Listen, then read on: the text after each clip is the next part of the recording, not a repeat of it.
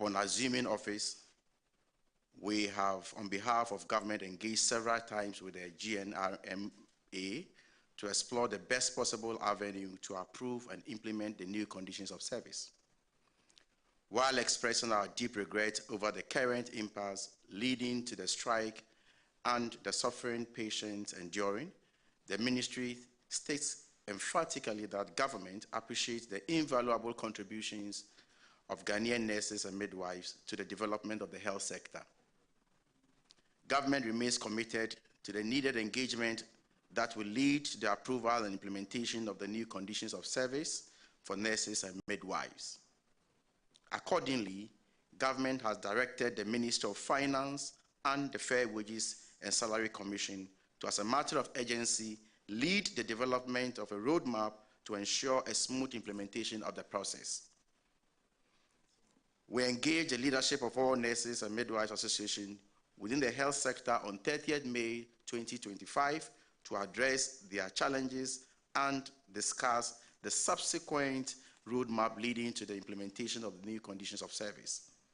Fortunately, the other associations supported my intervention, with the exception of the GRNMA, which declined and proceeded to declare the strike on the 2nd of June 2025, despite the NLC caution.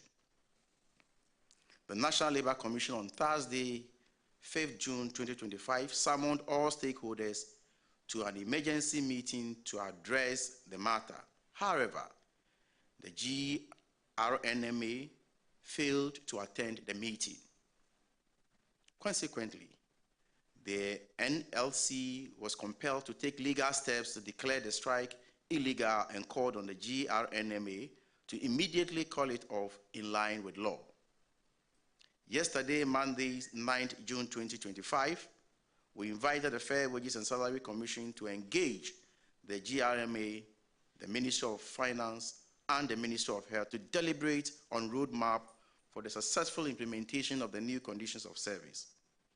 At the meeting, the Fair Wages and Salary Commission once again, in accordance with law, directed the GRNMA to call off the strike to allow negotiations to continue.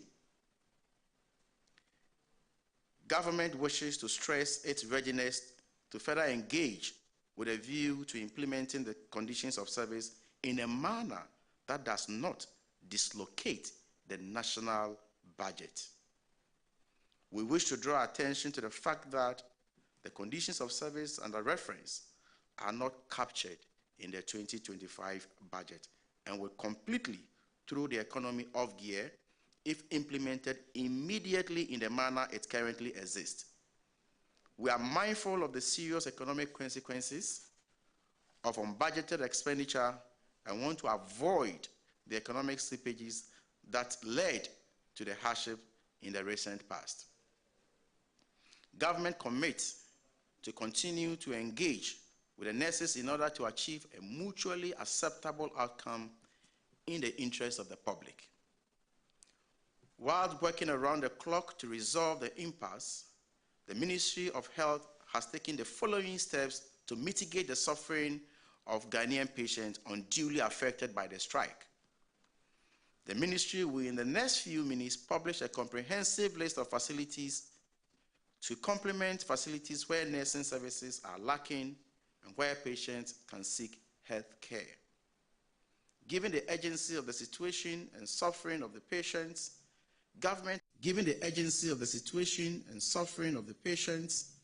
government appeals to public-spirited retired nurses and midwives to volunteer their services for a brief period pending the resolution of the impasse. We further express our deep appreciation to practicing nurses who have opted to remain at post to help suffering patients and urge others to show similar fellow feeling and assist our ailing compatriots even as efforts are made to address their concerns. We in minority don't believe that the nurses are at any fault. It is their right. They are seeking their right. I would want to know any of you who think this just is not justified in Appendix A of their CBA. Is it the issue of rural incentive allowance that was agreed, that is meant for nurses and midwives in the rural areas so that we can have nurses and midwives in the rural area. Which of them would you say is not legitimate? Is it the issue of full allowances, which has been historical since 60s for these people? Is it the issue of uniform allowance, which has been there since the 1960s? It couldn't have been changed in any republic, and it cannot be changed under a previous government. It cannot be changed now. We are here to plead with the nurses to understand that even if governments see the need to engage them, they should go with the good faith with Ghanaians at heart. Because getting all the money without the lives that we have lost brings no joy to anyone. So as minority, we are mindful of the fact that we are not stoking it up and asking them to prolong the strike. We are only asking them to be merciful as far as the tables are concerned, that when they go to sit, they must be merciful to see the need to be reasonable. Reasonability means you appeal to their conscience and say, if you are asking for 8 things, we cannot. You know what? In the budget, we'll do 3. Maybe the next budget, we'll do 2. Let government change their posturing towards these people and let them not use the law and let them not frighten them.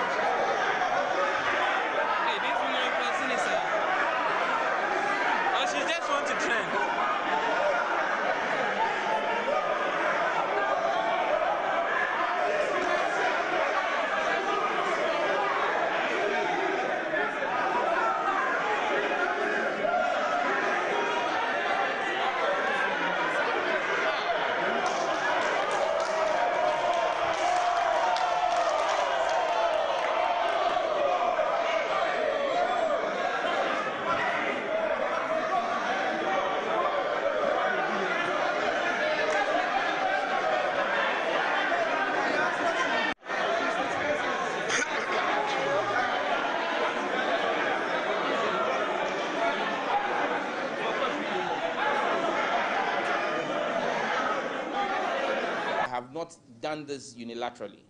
And that's why for those who have always said, just announce, I'm glad today you have all the 3 CEOs here.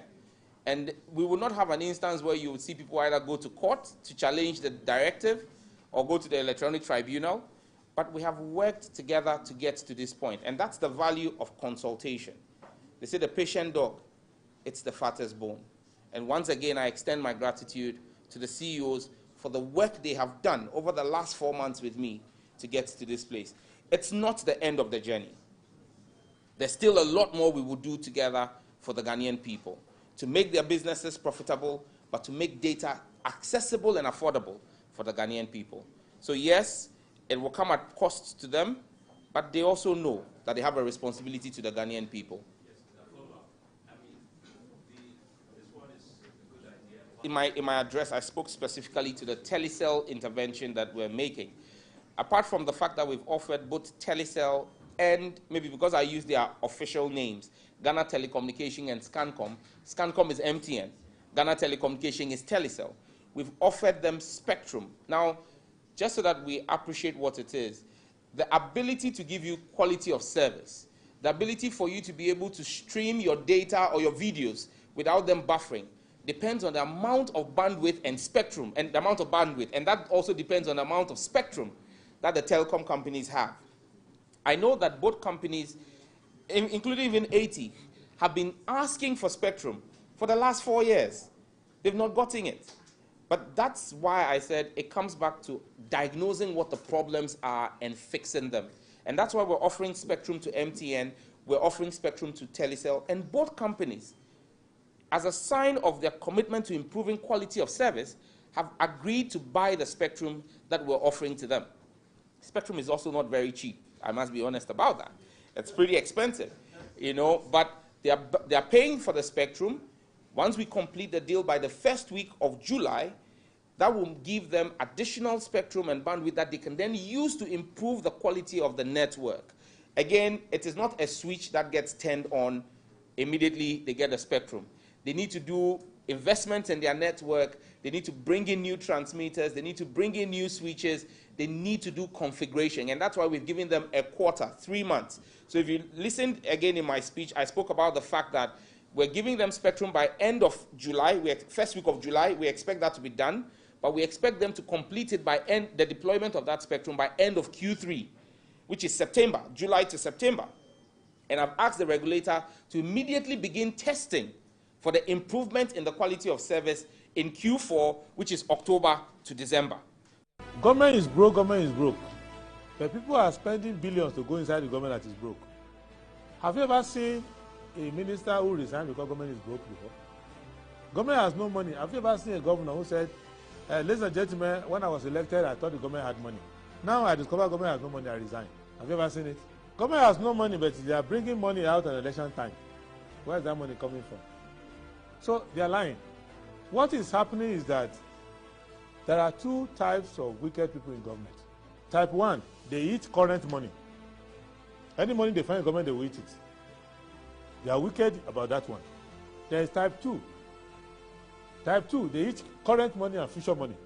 They will say, my term will end next year. When I leave, how will I eat money? Let me borrow money now and borrow money of the future and eat it now.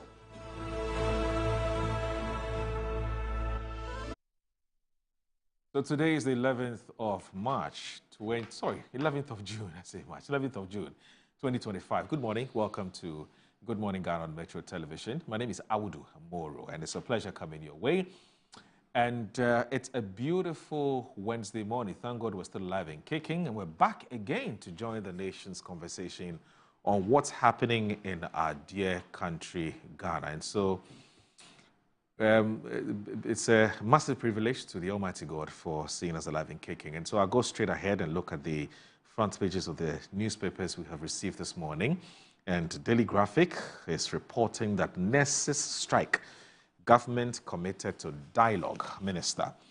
More data for same price from July 1, St. George assures, and the Chamber of Licensed Gold Buyers secures APA fee waiver. Explore investment opportunities back home. Diaspora Investment Forum speakers. The Ghanaian Times. Return to ward. Government appeals to striking nurses, but GRNMA says it won't budge. Pass broadcasting bill to address challenges facing media landscape. Professor Kari. Ghana risk vaccine shortage over failure to fulfill co-financing obligations. HFFG director. And also, Agnes Owusu is still appealing for some funds to help her deal with her medical condition. And the contact numbers are there on the front page of today's Ghanaian Times. Please do give a call and contribute your widow's mite. It's extremely important. Daily Guide says that Oforiate's family fires OSP, petitions Interpol. I can issue warrant for your arrest. Speaker to Okujeto Ablakwa. Sami Ablakwa, where are you? It looks like everybody's looking for you and nobody can find you. Sami, where are you? Please make yourself available. The feedback is not looking that good. You seem to have gone AWOL. So wherever you are, please calm down.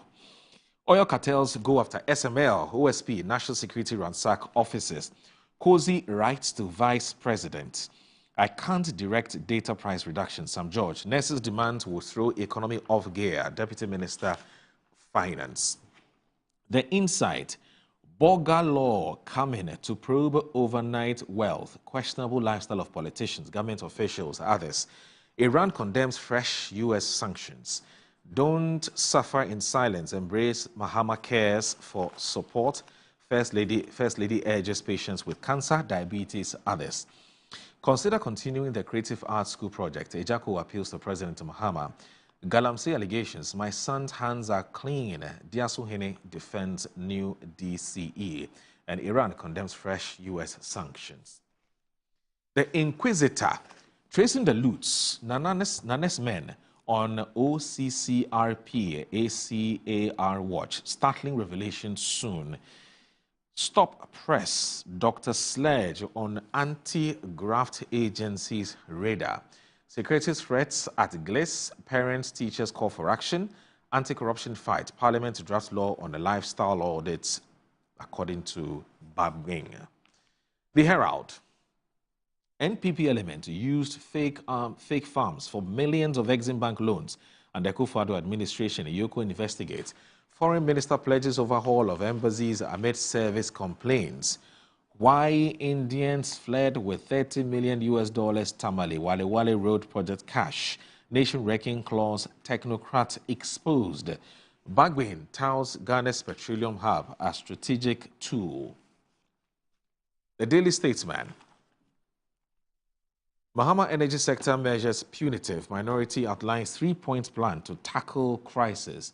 NPP elders. People suffered for party. Let's preserve it. Possible vaccine shortage looms in Ghana. Minister, we can't afford 2 billion cedis for nurses. GLIS students at risk from slum. The Accra Times. Listen to us. Minority yells at government. June 3 disaster, 10 years on, Zaneto weeps in Parliament. And as NIB is back, a new era begins. NPP MPs to Ghana Police, don't be a stumbling block to democracy. Tree for Life Initiative, Lusa North MCE salutes Mahama. VIB calls for urgent fight against corruption. The fight against corruption, charge boards task African leaders, says no country or institution can fight corruption alone. Parliament engages key stakeholders to ensure corruption-free Ghana. The Custodian. Gold board to boost Mahama's economic recovery agenda. Sami Jemfi. Doomsaw levy is midnight robbery. Minority declares. Striking nurses warn jumpy government. Severe health crisis looms. When scrutiny turns into siege, an open letter to the Vice President. Daily Post. Data bundles to increase by 10 to 15% from July 1. Sam George. Ghana, Lebanon Islamic Secondary Authorities raise alarm as Islam creeps in on the school. And there's another first as Veep Nana Jane sworn in as first female chairperson of the Police Council by President Mahama. Implementing nurses' demands will destabilize economy. Minta Akando. OSP, so that's Business and Financial Times. OSP, National Security destroy SML's real-time monitoring system. Oil cartel suspected. GRA loses real-time monitoring opportunity. Cost of data bundles to be reduced significantly effective July 1. Communications Minister. GSE MD joins Board of International Capital Markets Association, and there's gold buyers secure EPA fee waivers to ease licensing burden. And the inconvenient truth, governance on delay when institutions are waking after the damage is done. And Ken Ashigbe's appointments are not government jobs. And so these are the front page stories of the various newspapers we received this morning. Please stay with us. This is Good Morning Ghana.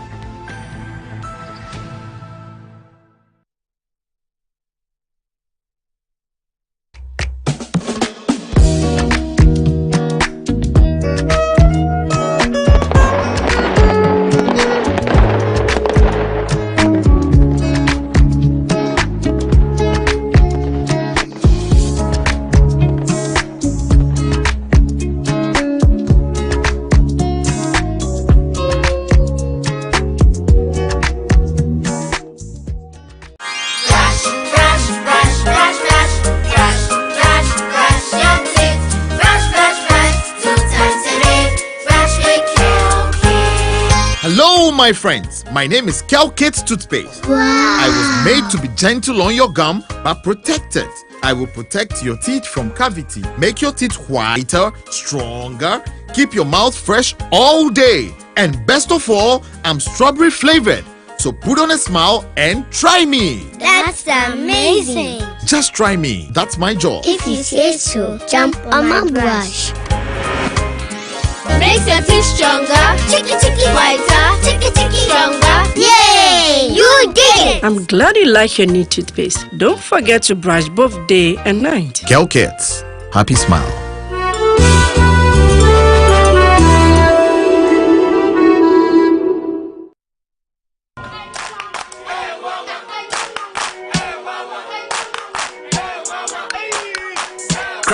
Unemu bua unkoisha Dr. Ban uye denwa. Oh, Mr. Yamfani come and me buru wa. Ma mi do buru. Do ni atele be ko bra. Mo mi yamfani ko Dr. Ban ho. Dr. Ban o ya de. Bra, se ba no nompemu adwuma sasabro slow Dr. Ban o ye. Hey, me kwana meka. Oh, nompemu nim di ono na ye expert nya zanfo no. O akra eni kumasi nompemu expert yen kan kire o.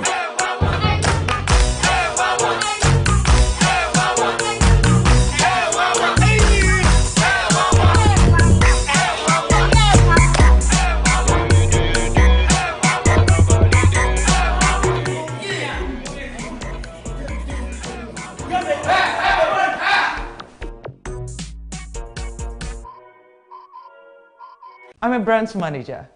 Of course, I accept only quality and affordable printed souvenirs for my promotional campaigns. I'm the head of academic affairs of a very important institution in Ghana. Of course, we only deal with quality, reliable printing companies for our institution's printing materials. I'm talking about appointed time printing. Appointed Time Printings. We take pride in our extensive print scope that transform your ideas into captivating visual masterpieces. We delve into the core objectives and vision of each print project. Precision printing is at the heart of our printing process as we meet your tight deadlines. Our rigorous inspection, color verification, and overall printing excellence are assured. 20 years of printing excellence. It's always a pleasure working with you to create a vibrant, dazzling printing experience that gives you a masterpiece. Appointed Time Printing, your world of quality and affordable printing. Sometimes the unexpected happens and the hero falls down in his own story. But he needs not stay down for long. Cosmopolitan Health Insurance is your trusted health partner. Whether an individual building a business, with Cosmopolitan Health Insurance, your medical care is our concern. For the best health insurance solutions for corporate institutions, groups and associations, families and individuals, choose Cosmopolitan Health Insurance from our over 700 accredited health service providers nationwide. Call us on 0302 540 668 or 0501 678 547 for all your health insurance solutions. Cosmopolitan Health Insurance, your medical care is our concern. Yes, next. Hey, Nadia Benson, Me didn't tontum. Mr. Friendly Calico, just call me cockroach. Now, Mr. Friendly once now. Hey, that's you. Improve car. Yeah. Captain was key to double the action.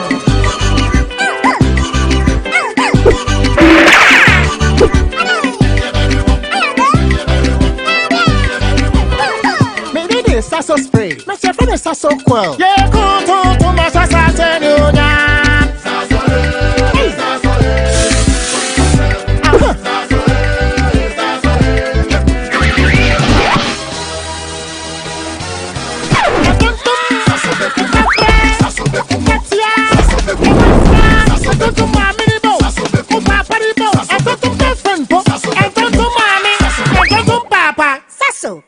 Tum preko.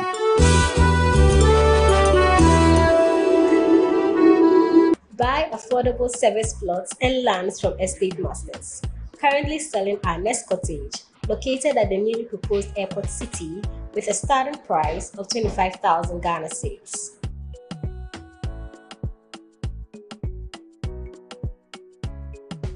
We also have Palm Hills, located at Panfukuro in the Gomwa East District, also with a starting price of 15,000 Ghana cedis.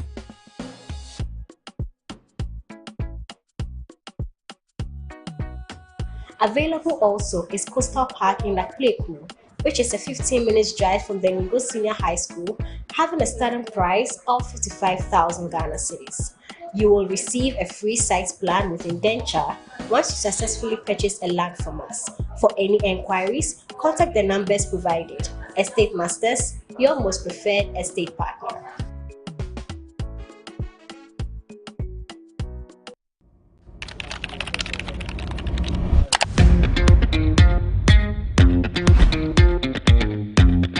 Smart, smooth, interactive, and a built-in Android active panel made for modern work and home. For corporate clients and university students, enjoy top quality 10th generation Toshiba laptops built for performance, power, clarity, and speed, all in one desktop. At Mycom JA Computers, get a laptop for as low as 1,000 Ghana cedis. All products are imported from the USA with a 1-year warranty. Visit Mycom JA Computers today and elevate your tech.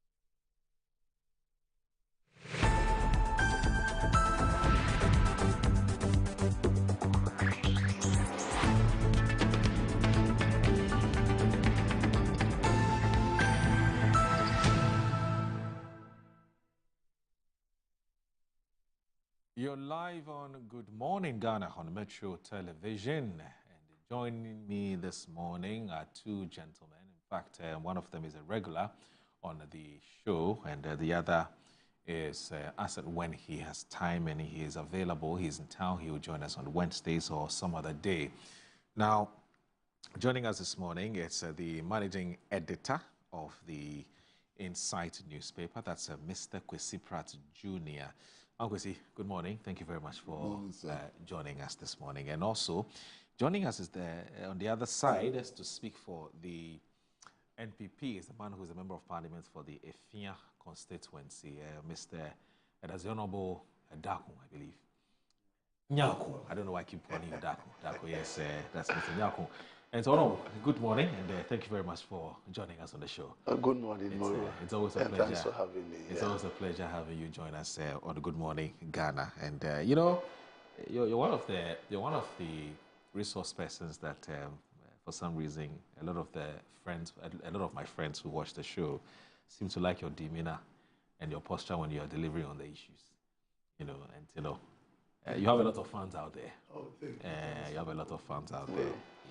Anyway, so obviously the health sector appears to be on some kind of there's some kind of challenge. I don't want to say it's on turmoil. That would be a bit far-fetched. Our Ghana Registered Nurses and Midwives Association are on strike over the non-payment of their collective agreement or implementation of their non-collective agreement which they've signed with the previous government. And they're expecting this government to implement it. And they haven't, for them, that hasn't happened. And so they decided to go on strike. Now, if you look at Daily Graphic today, it says nurses strike, government committed to dialogue. Minister and Kester Aburam Kranche is reporting that the Minister of Health, Kwabena Mintah Kando, has reiterated the government's commitment to resolving the ongoing strike by the Ghana Registered Nurses and Midwives Association through dialogue, and is urging the association to call off a strike in the interest of patients. Addressing the media at the Jubilee House yesterday, Mr. Kando expressed regret over the impasse which has disrupted healthcare services across the country, but gave an assurance that the government was working to implement new conditions of service for nurses and midwives in a sustainable manner. The GRNMA commenced its strike on June 2, 2025, following disagreements over the implementation of the newly signed. And the story is on page 3 of today's paper. So the newly signed conditions of service, originally due to take effect in July 2024.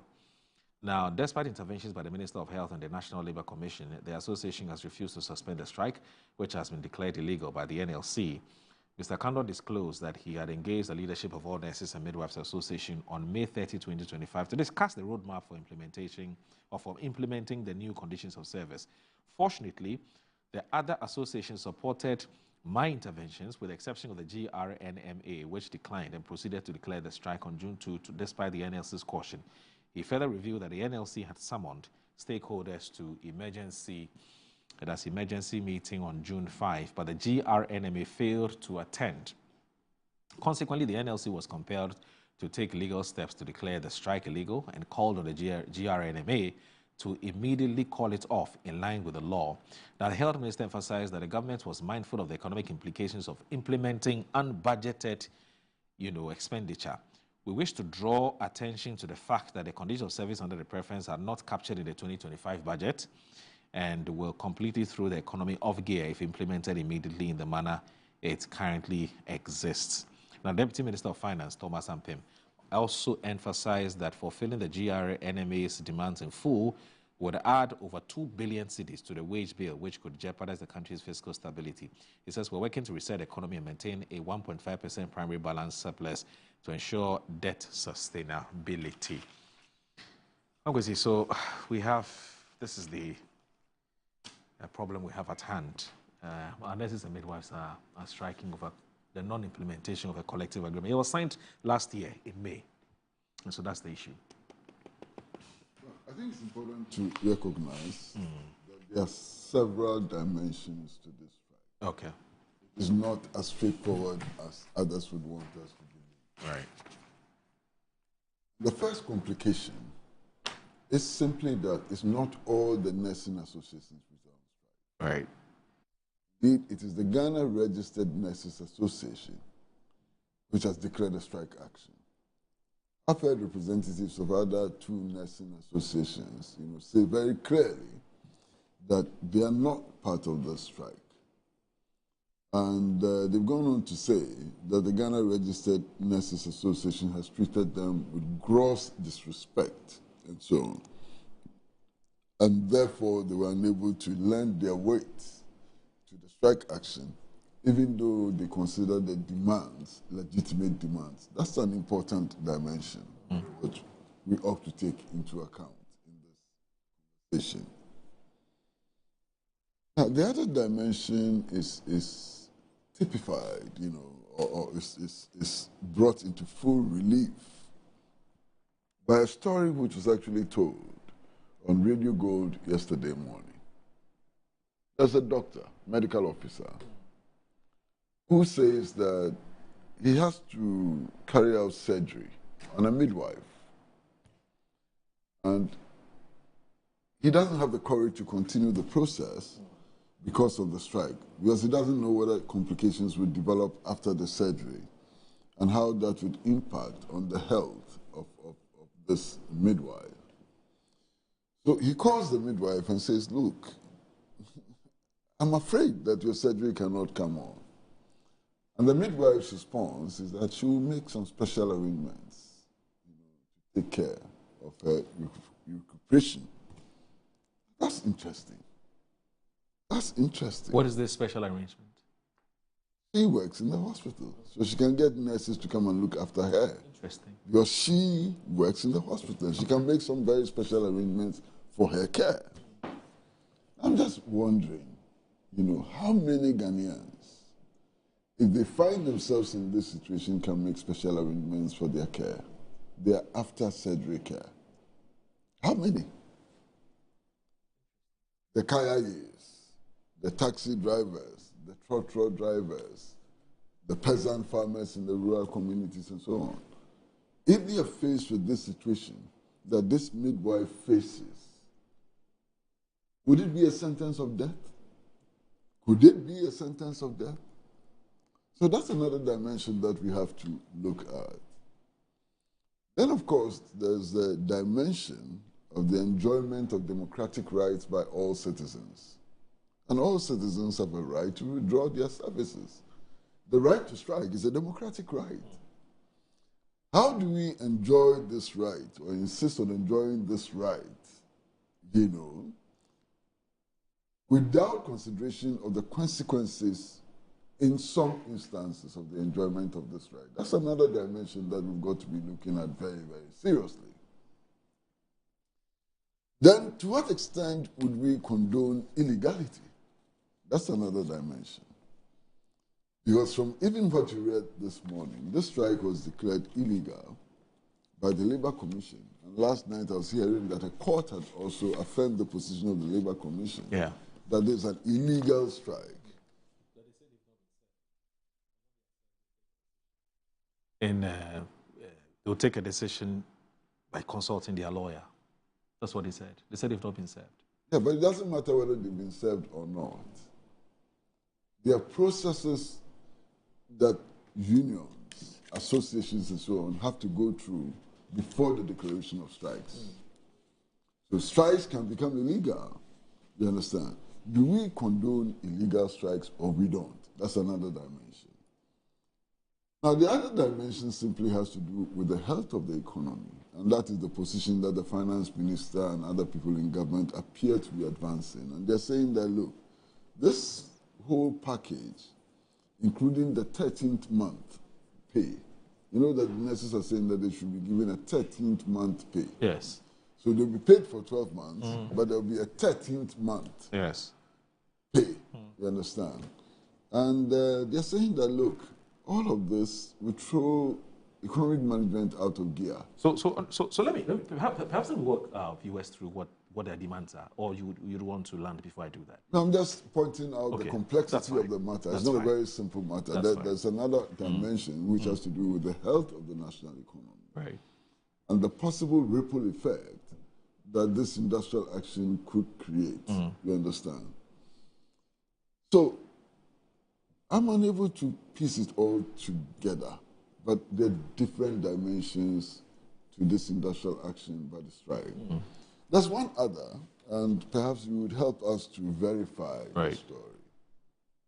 We are told that the leader of the Ghana Registered Nurses Association actually declared a strike and jumped on a plane and left the country. Yes. Wow. Yes, fact.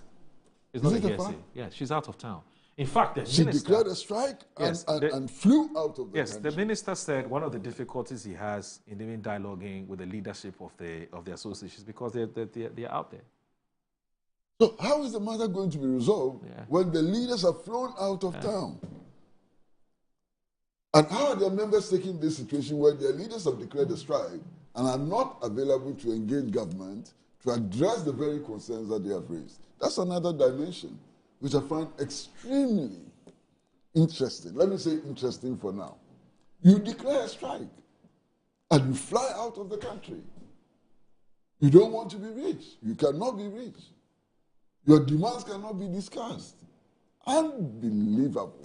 But why are the followers tolerating this? The followers, why are they tolerating this? But I've raised that issue also. Oh. Because the members of the association, you have leaders who have declared a strike and who feel so responsible that after declaring the strike, they leave the country, they cannot be reached. What? That's it.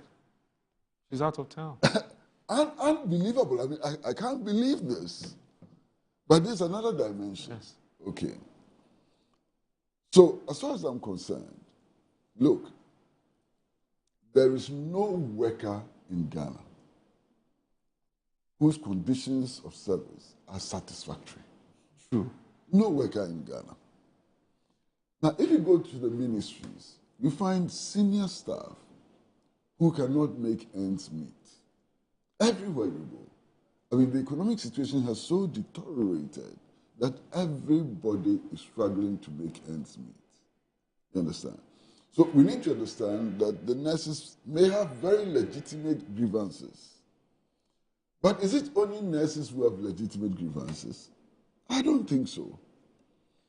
The cadres of the political parties, if you go to the New Patriotic Party, workers at the headquarters of the New Patriotic Party were complaining bitterly 2-3 weeks ago. They haven't been paid. They haven't been paid since January. You understand? Workers in the headquarters of the New Patriotic Party are complaining. They have a legitimate grievance. Many cadres of the National Democratic Congress are complaining that they don't have jobs and that they expected that when their government came into power, job openings would be available and so on. There are no openings. They are still unemployed. They are struggling to survive. Now, you talk to commercial drivers. Just talk to commercial drivers. Many commercial drivers are unable to make daily sales.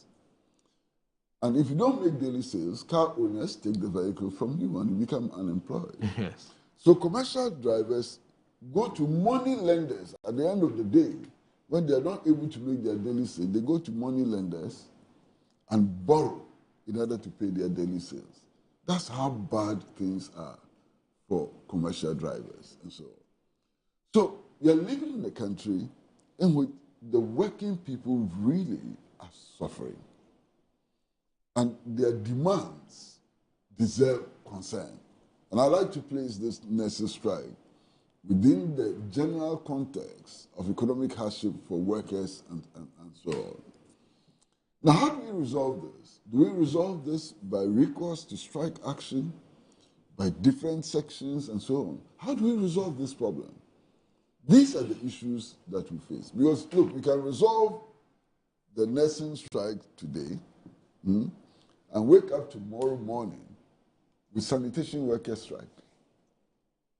But the mortuary workers are also... And then you resolve that. You've heard about the mortuary workers. Yes, you resolve that. And then the next day, the doctors are on strike.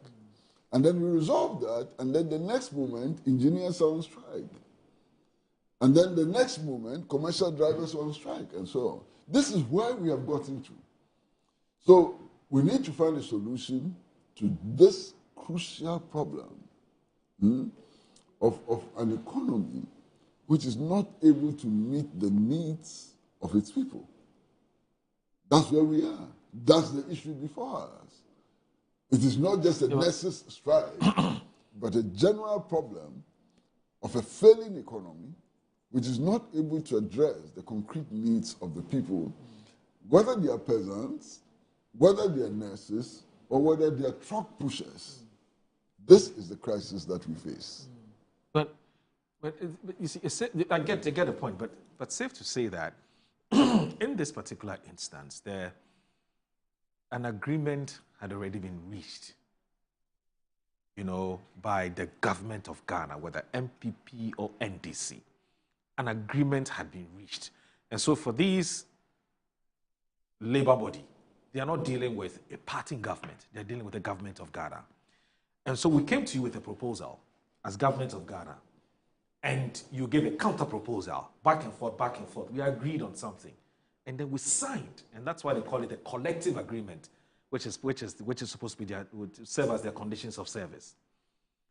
Never mind the fact that there was another group made up of about 80 or so who decided to go to court because they said, this collective agreement is not good for us. It doesn't serve our purpose. And so they went to court, back and forth, back and forth.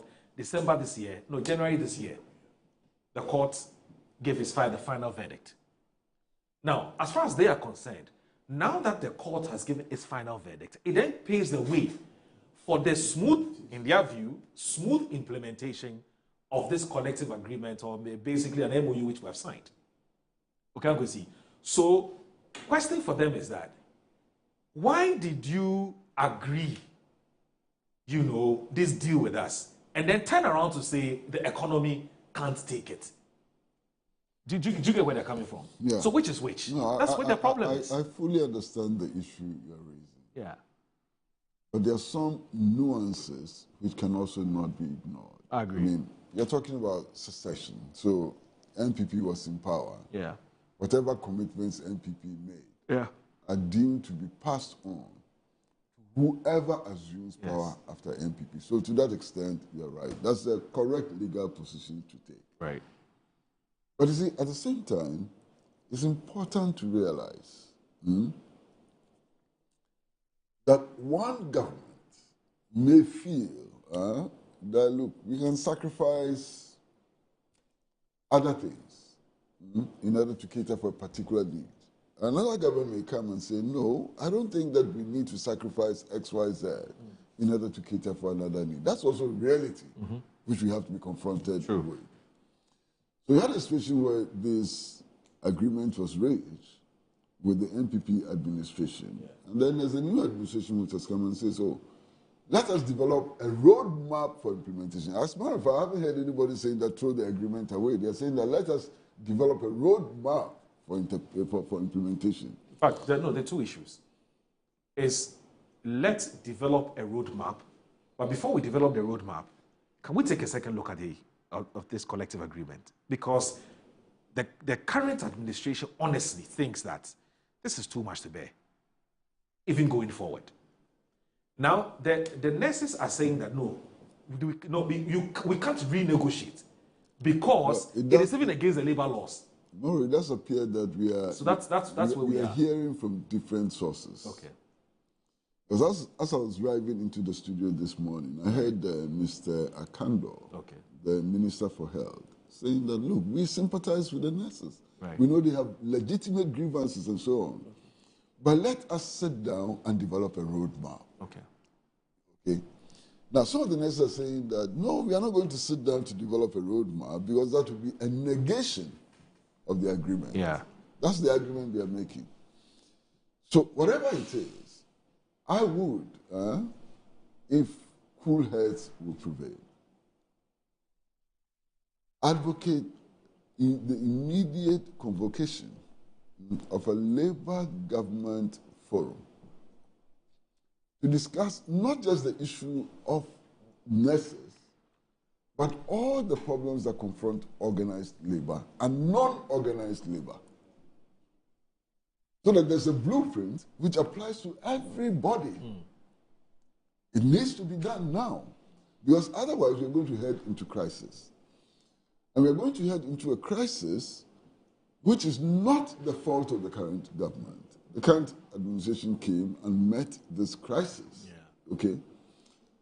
But the way to solve it is not to deal with nurses separately, deal with teachers separately, deal with drivers separately, deal with engineers separately, and deal with doctors separately. Right.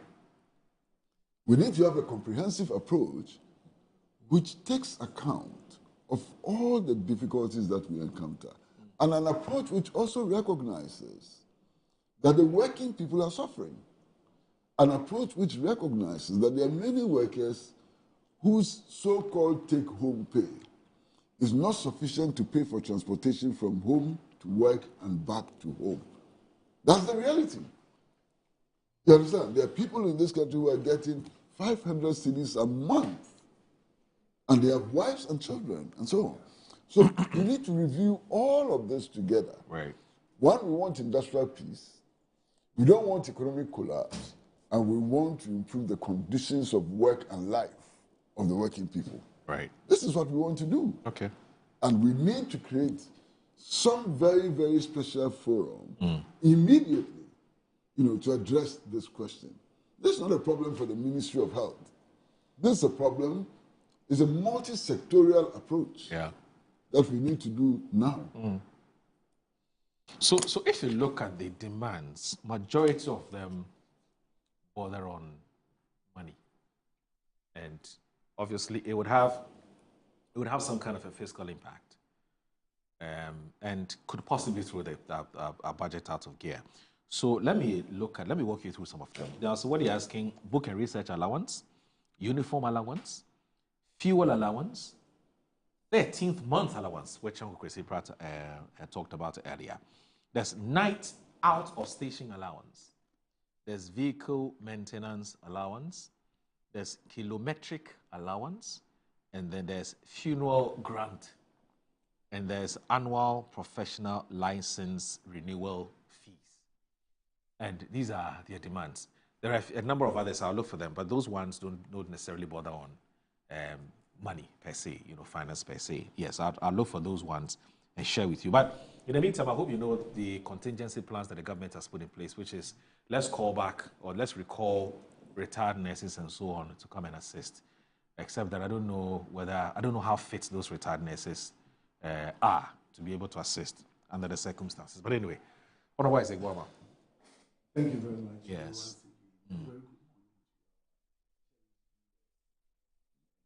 Let me take this opportunity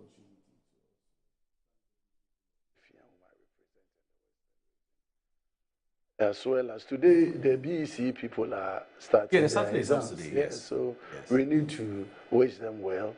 So I take this opportunity to wish all our BEC people across the country the very best. I was in the constituency over the weekend. Last Monday, I presented their maths, pens, pencils, rulers to all the students, both in the private and the public institutions. And looking at their mood, everything looks very poised for us as a country to get one of the best results that we can have at the BEC level. So I wish them well. And let me say good morning to my senior brother, Uncle Kwesi Pratt, for this morning's show.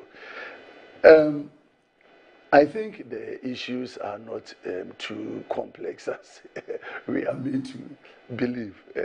This is a matter of a collective bargaining agreement between government and nurses. Of course, the CBA was signed last year, but it couldn't be implemented because of a court action, as you rightly put. By the middle of January 25th, thereabout, the court had made its final declaration. And so the issues are back now for government and the nurses to go into implementation. So in the event where government thinks they don't have the resources as at the time to address those concerns, what should be the way forward? But the striking thing is that government since January 7th has been in power. It knows of this issue that had been in court because the Labour Commission has been on notice of this issue, these issues in court. After the court paved the way, the nurses, the association wrote a letter to government asking for these implementation to be done. We see them as part of essential service providers. And so the law requires that when you receive a notification from an essential service provider, within 48 to 72 hours, government should call them for negotiation and continue deliberation. The reality is that since they gave that notice at the end of January, government had never called them to the negotiation table. It took more than 2 to 3 months before these issues came for deliberation. And so that alone is government's bad faith in keeping with the labor law. You see, at one point, we want to talk about legality of strike. Then at another breath, we are not complying with the same laws that regulate employer-employee relationship. And so that, for me, is the beginning of this. If government had engaged them from the time they wrote, government could have. We had the budgets ready in March. So government would have discussed with them and looked at its financials and then come to a position that, of course, though this is a signed agreement, we may not be able to do all the implementation. Looking at our budgetary constraints, why not absorb 1 or 2 or 3 of the demands, and then let's push the rest into the next year or whatever. The roadmap that we are talking about now, that roadmap could have been discussed to avoid all of these unnecessary strike action. It is about the lives of our people. It's not a pleasant strike. Uncle Kwesi recounted an issue where even a member of the association itself, according to sources, requires a surgery. She is only one of many. Can you imagine the number of Ghanaians that are suffering because of these strikes? And so when you have the health of your people in jeopardy, when you have the health of your people coming up for consideration, I think government needs to do better than the posture it has taken. If it is about finance, the Minister of Finance is always invited to the negotiation table to tell the people how much is in the kitty. We have the benefit of a media budget, isn't it? Which is coming on in maybe July. What is the position of government looking at its fiscal space? And and CBA is a binding agreement. It's not an MOU. It's a collective bargaining agreement. So long as it is signed, it becomes a binding agreement. And so if you want to vary it according to government's own position because there's been a change of government or whatever, it is the government to just appeal to them, looking at the fiscal space, and then agree with them that, okay, looking at whatever it is, 2 billion according to the Deputy Minister of Finance per annum, for now is going to be challenging. And so what are the critical parts of these allowances? Can we absorb? What can we absorb? So you go to the negotiation table. If you rush to court and declare the strike illegal, that is within the remit of government to go to court and declare the strike illegal. But what has the consequences been? The people have a right. That's what an ex parte motion application, isn't it? Yes. So once they accept, they have a right to also go back to court and raise their issues. And so as long as these things prolong, the effect and the impact is on the good people of Ghana. That is why the minority part, and when we held our press conference by the ranking member, were of the considered opinion, appealing to nurses, that this is not just about government, it's about the people of Ghana. And so they should tamper mercy with justice and go back to their facilities and do it. But as much as possible, we're also talking to government, appealing to government that don't take these strong stands when government is bound by an agreement with them. Uncle Kwesi was talking about the likelihood of other sister organizations or other government agencies. There are processes and procedures to trigger negotiations of conditions of service. So it is not a matter of one going through due process, reaching agreement with government, and then because of that agreement, if you want to implement, it will create the need for other government agencies to also make demands on government. Are their demands legitimate? If they were not, government wouldn't have signed those agreements. And so the part of the minister asking retired nurses to come and fill the space, I think these are very, very unfortunate. You don't expect that from government. I mean, you have a problem at hand. Is he aware that the retired nurses are also part of the association? Go and check their constitution. If you even retire from registered as a registered nurse or midwife, you are still a part of the association. And so if the association is on strike and the minister is asking retired nurses to come, what was the minister's information? Is the minister not aware that they are also part of it? And if you bring them to the table, even if they were not, but they are, even if they were not, for how long are you going to contract them? Are they not going to pay? Are those registered nurses that are going to pay? Do you know what it takes to bring retirees back onto the payroll of this government? So I think some of these posturing are unhealthy.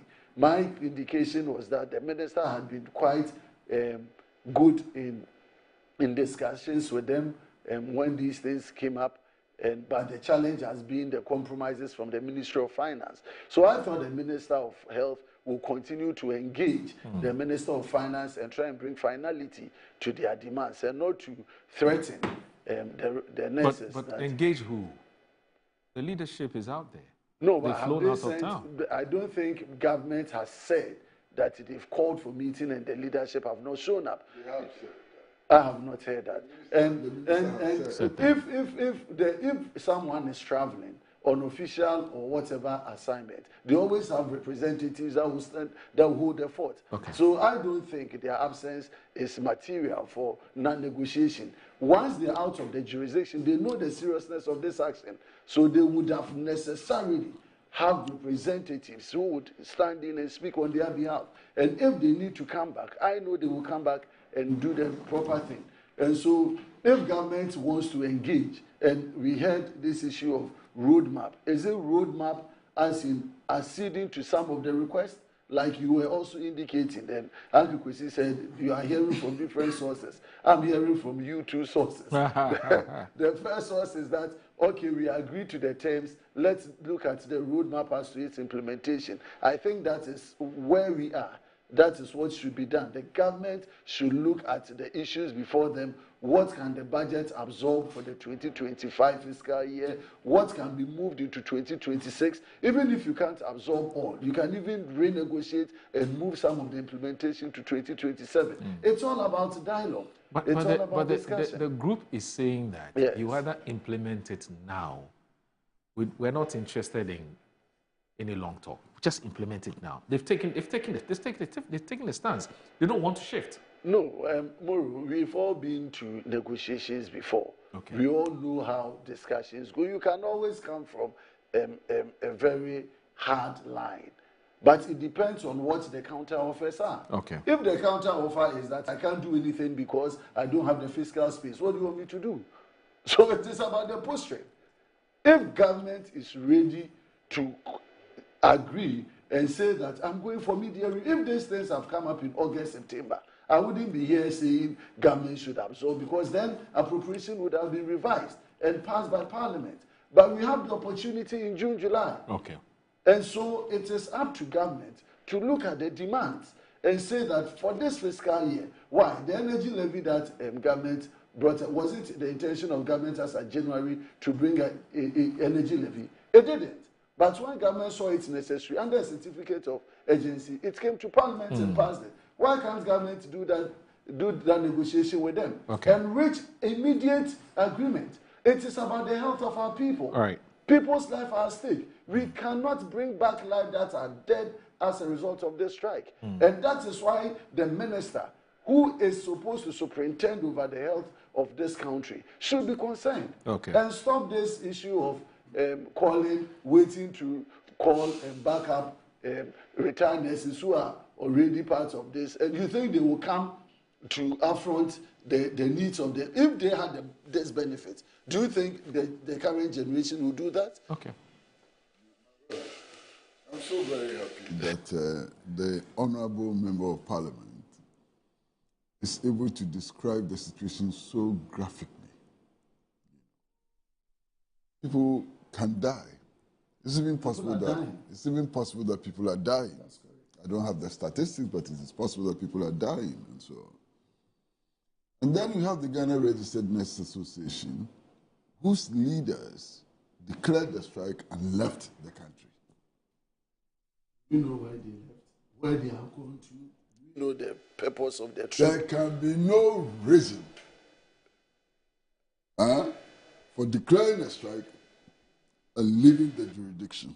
But he's saying perhaps the leaders have delegated their power to someone. We don't know. It's possible. That's how serious the leaders take the grievances of their members.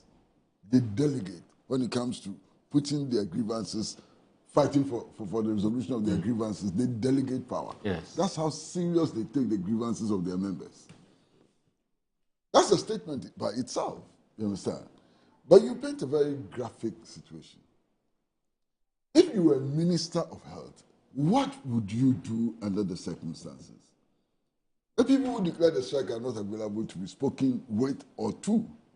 The hospitals are facing this huge personal problem and so on.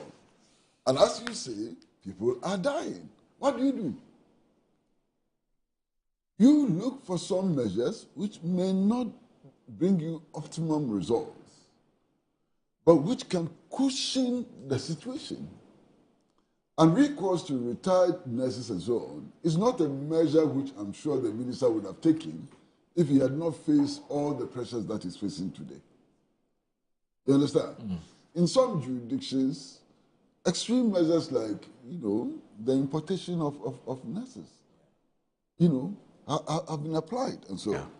So it is because of the pressures that this Ghana Registered Nurses Association is putting. That is what, if they agreed to go to work yesterday, nobody would have appealed to retired nurses to help. Nobody would. So why is government not reaching some form of agreement? Where are the people to reach agreement? I'm saying that definitely there will be people who have been delegated. Are you happy? No. Must I beg you? Yes, sir. Are you happy with the fact that leaders of the association declared How many of the leaders have flown out of the country? We've talked about the president. Let's Do we know where the vice president is? Are you happy that the president of the Ghana Registered Nurse Association declares a strike and flies out of the country? Are you happy with that situation? I can only comment on it when I have the facts as to why she's out of the jurisdiction. We've had several instances where emergencies will cause someone to go out there still for the interest of the people. I don't think she will be so callous. I don't think she'll be so callous to just declare strike and leave. I saw her in the media. And somewhere in Europe, I think in Sweden or somewhere, yes, busily laughing, very happy, receiving awards. Is that the emergency? How do you talk of emergency? I'm only talking about is that the emergency? But if she's out of the jurisdiction, the reality is that somebody would have been delegated. Maybe she's gone to Mayo Hospital to seek medical treatment. But the pictures I saw was not of the president of the GMA receiving medical attention. There were pictures of the president of the GMA, very well dressed, in a very happy mood, receiving awards. When is she expected? How would I know? But you know she's left. I wish I were her secretary. Maybe she's on her way back. I will check her again, but I'm sure she's on her way back. But just the fact that the strike was declared and she left the country or they left the country doesn't sound right, does it? No. I think we all agree that you need leadership, particularly the president, to be in the jurisdiction to engage government. Fantastic. That is fantastic. But as to why she's out, let's agree. So let's grant her the benefits of the doubt. Exactly. But whatever it is, she has to be in the jurisdiction. But you agree that the optics doesn't look good. Of course, that's why I'm saying it creates a certain impression that she's not taking this so striking seriously. I'm calling on her to return back to the country and lead the discussion, because there's a difference between a president or a chairman and a vice. Exactly. Because she is the one who signed to those agreements. So my call is that wherever she is today, come back. No. The leadership and the members of the association should demand her immediate return to face government. But before or during her presence, it is what the government is putting on the table that will cause an immediate return. And I'm saying that government should not say we have not budgeted for it in 2025 and so we have nothing to offer. Government has an opportunity under a revised budget oncoming to do something about it. And it is about health. If it is about transport, like you said, even if I am unable to pick a car, I can use a bicycle or walk and I'll still be in good condition. But when it is about emergencies, surgeries, health, that people's life are not because the person who is affected, who is a Ghanaian, doesn't have even the money to go to hospital and be taken care of, but because the nurses are on strike and government and the nurses have not broken a fair compromise to return to post, and that is where we should. I take your narrative very, very seriously, and I like to work with your narrative. And your narrative is that this collective bargaining agreement was signed a couple of months ago, before the current administration came into power. Yes.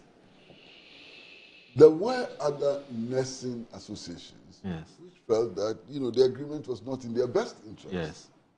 So they actually went to court. Yes. And that is why the agreement could not be implemented. Absolutely. This is your narrative. Okay. Now, if this is your narrative, at a time when there was uncertainty about the legality of the agreement, who could have factored that into the budget? No, but that was completed in January. Can I finish? Before budget was read in March. We read the 2025 budget in March. So before the March, they had written to the ministry. Fantastic. So the government had time. So at least we admit that at the time that the contestation was going on in court, you could not consider this as a valid agreement for implementation. I agree. That's true. So we agree. Yes. So you're saying that this agreement became validated in January. That is so. Agreed? That is so. Okay. Now, when the agreement was validated in January, I'm sure that none of us would disagree that it then called for a roadmap for implementation. True. That's correct. True or false? That's correct. If engagement goes through. Those engagements could have taken 1 week, could have taken 2 weeks, could have taken a month or two. That's fine. Dependent on the attitude of the parties involved in the negotiations. True or false? That's correct. True. So if you factor all of these things in, it's not like you have a government which is intransigent. You know, the agreement was signed way back and it's not being implemented and so on. You need to see all of these steps. Yeah. Whatever it is, today we have a problem on our hands. And the problem we have on our hands is that the nurses are refusing to work. No.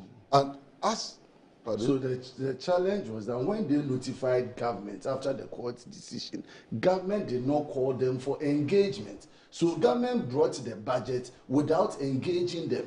And that was why So that's it the, couldn't... but that's their side of the story. But that's government, we have the I've heard the Ministry of Finance. Yes. Again this morning, the Ministry of Finance is saying that some of the decisions which were reached in that agreement were actually incorporated in the budget. Some of the allowances.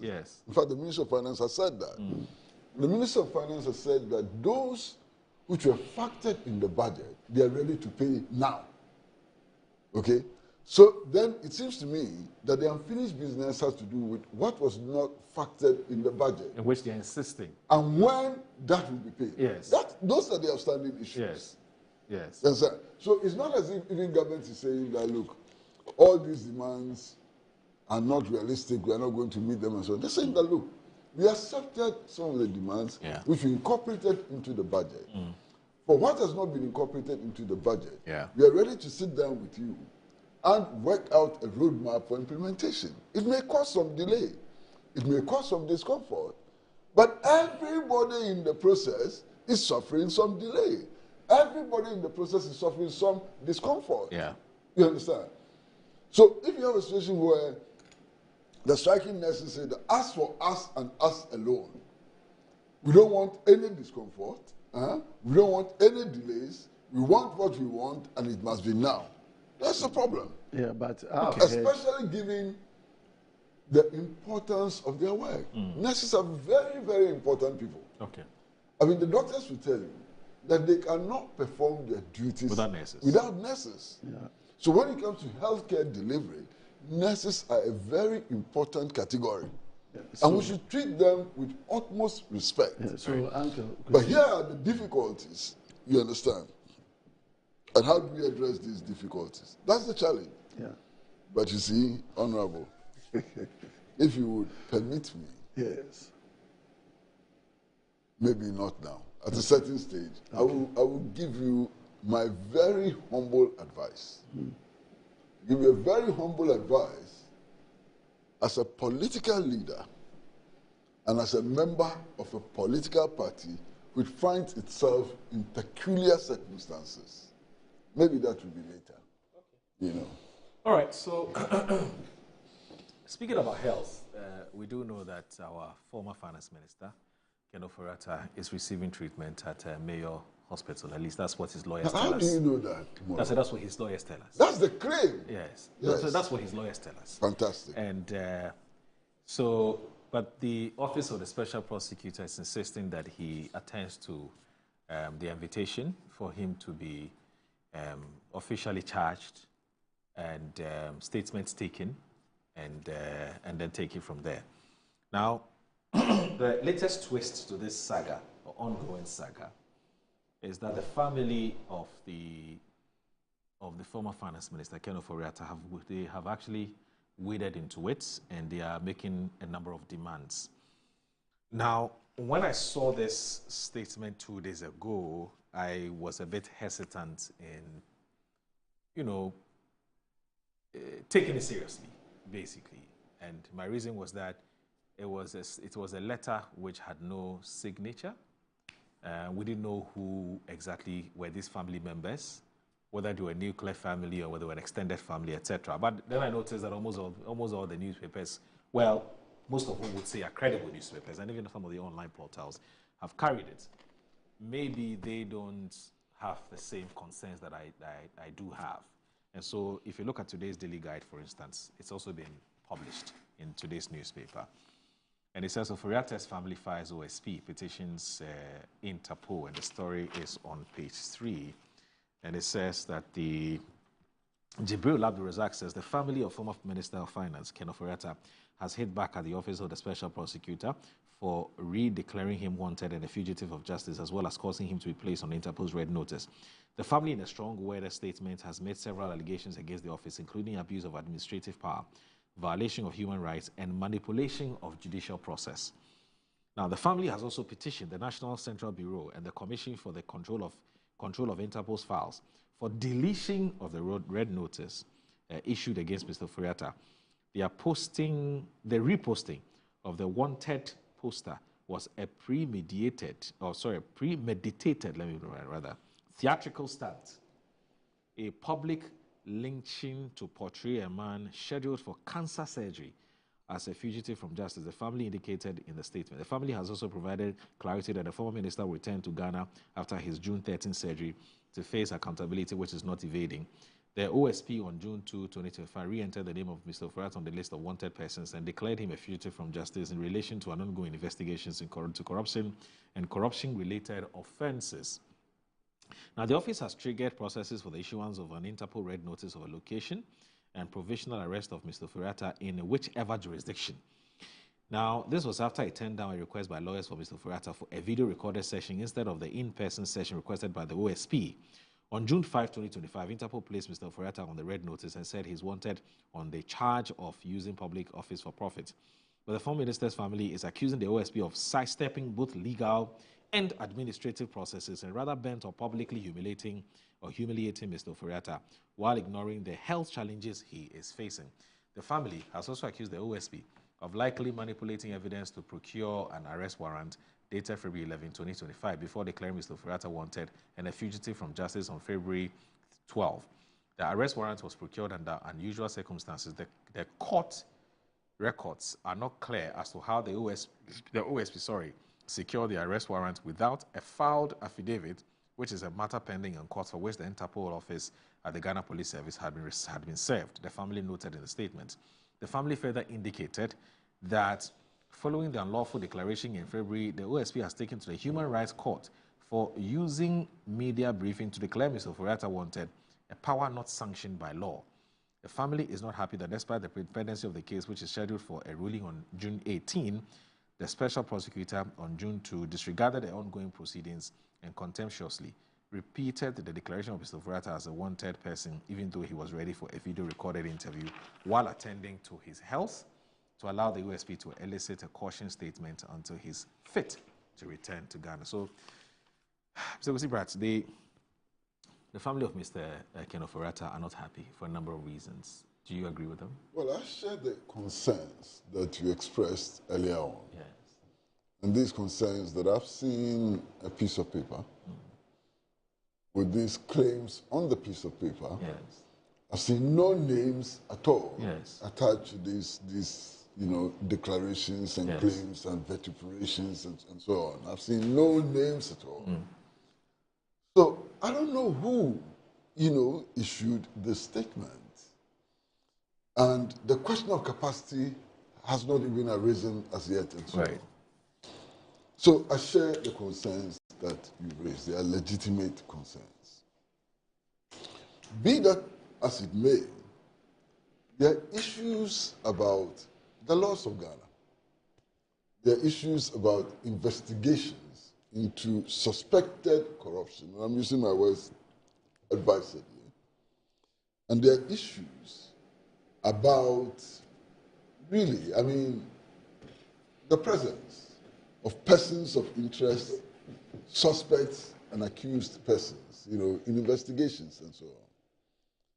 Now, I think to start with, the law is very clear that no accused person or no person who is likely to be accused has a duty to assist with investigations which will lead to their own prosecution.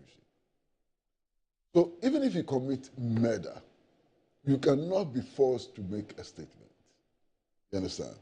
And in some cases, I'm told that even if you commit murder and you plead guilty, the judge would enter a plea of not guilty on your behalf and so on, because of the processes and so on. So, Mr. Foriata, either as a suspect or a person of interest in investigations and so on, is not under any obligation to provide any evidence to the special prosecutor or to answer any questions from the special prosecutor. And therefore, his absence from the country ought not to be a bar to the investigations. Right. This is a valid point, you know. And this is purely from the point of, you know. Now, that's one.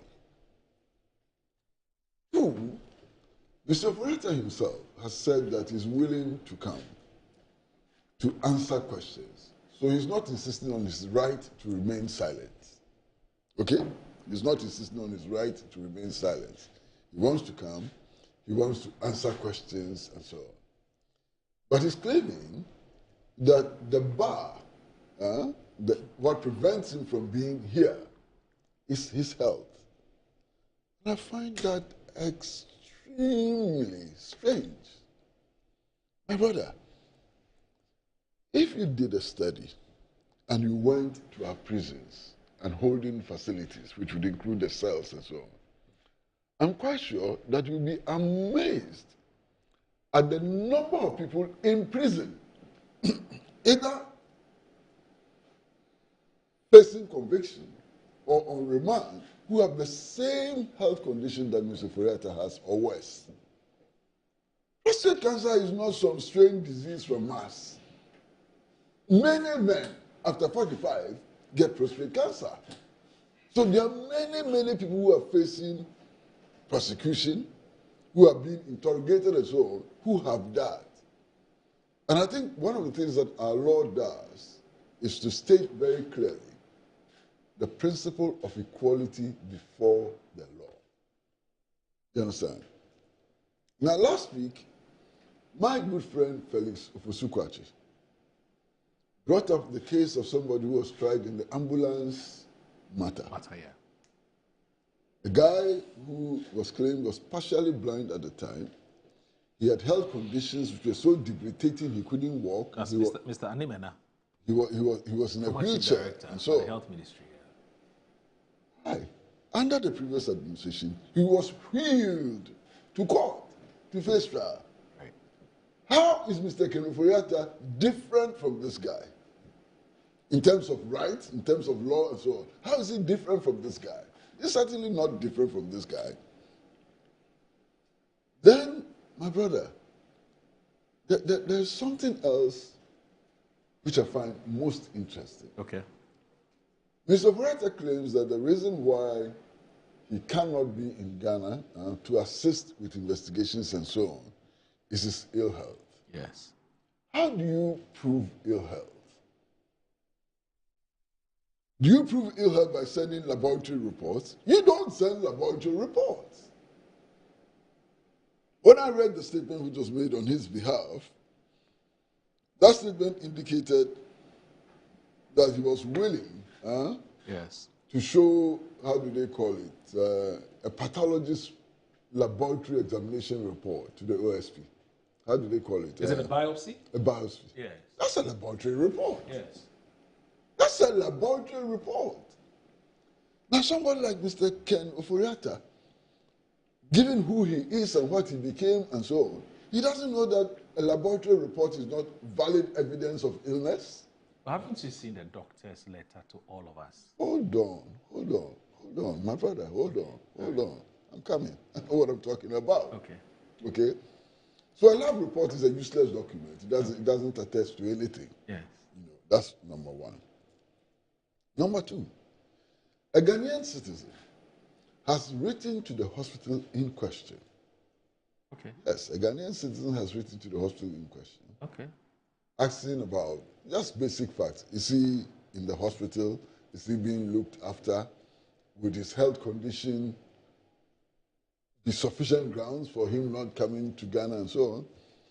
And the medical facility wrote a very simple response. It says, we don't disclose anything about our patients if they are patients. Really? Yes. This is very interesting. And the facility said, we would not even tell you whether we are looking after him or we are not looking after him. Finish. But that's the same facility that sent us the biopsy. The same facility whose medical doctor sent us a letter saying that the man is being treated for these medical So conditions. doesn't that raise questions? So something doesn't add up. So many things don't add up.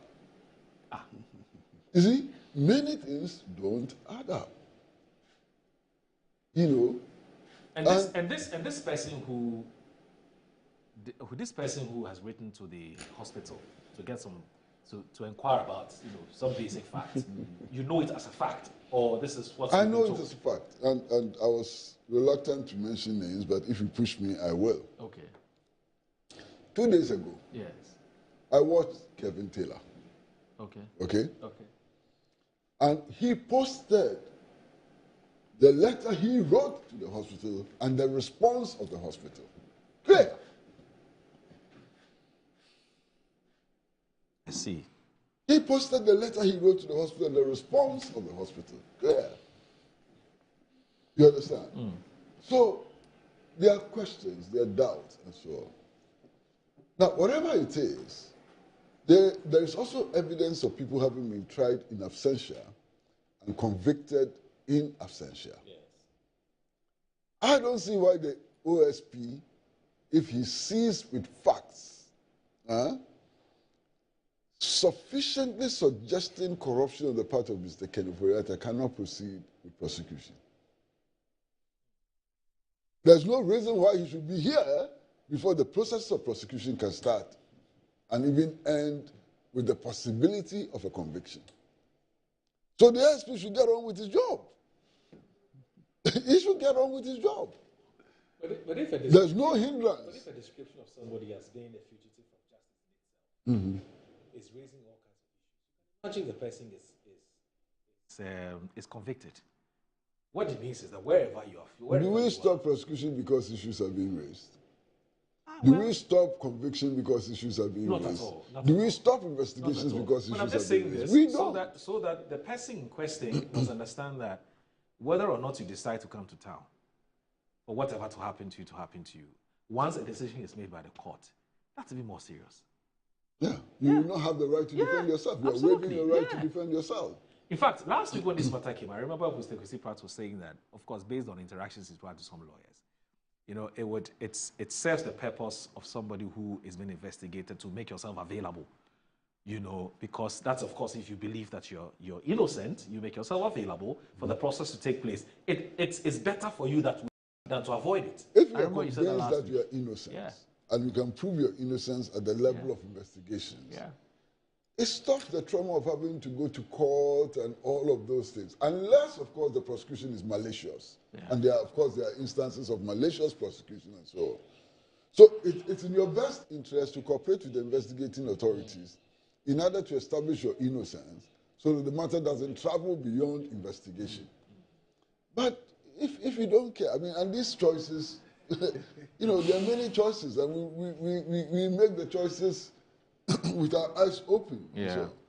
So if Mr. Kenufo-Addo's choice is not to cooperate with the investigators, that's fine, no problem. Yeah. That should not stop the investigators from doing their work. It cannot stop the investigators from doing their work. Is there something in particular that Mr. Kenufo-Addo has with regards to these investigations, which his absence will prevent the investigators from having? I don't see it.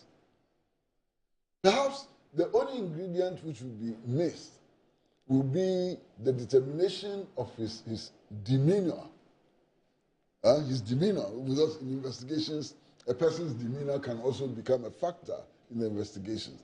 That's the only thing which can be missed. Right. But that's not substantial enough to hold investigations or to stop investigations. So OSP should carry on with its work. Okay. Well, as for those who feel aggrieved, who feel that his rights are being violated and so on, a few months ago, anything that happens, if you open your mouth small now, NPP people tell you, go to court. Have you forgotten? Have you forgotten? The refrain from your party. You open your mouth small to criticize and say, hey, go to court. Have you forgotten? So No, go but to that court. position If hasn't you changed. feel aggrieved, go to court. But This is that the NPP position style. hasn't changed. Eh? Has anybody told you that position has changed? It hasn't changed. Yes. Okay, then better. Eh. Then if you feel aggrieved, go to court. No, be so. Oh, you're watching. You're watching Good Morning Ghana. Please stay with us. So, workers at Kolebu Teaching Hospital. And then, my uncle had a serious asthma attack. He was struggling not from Nana operate, but because you people are on strike, you refuse to even take care of him. Even after his wife was demanding, say, she's going to pay every amount. Ye profession, we are all humans, so.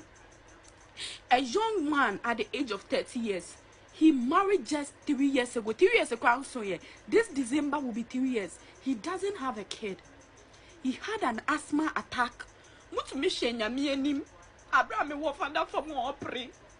can't tell you, say, you guys are on strike into unfanenko.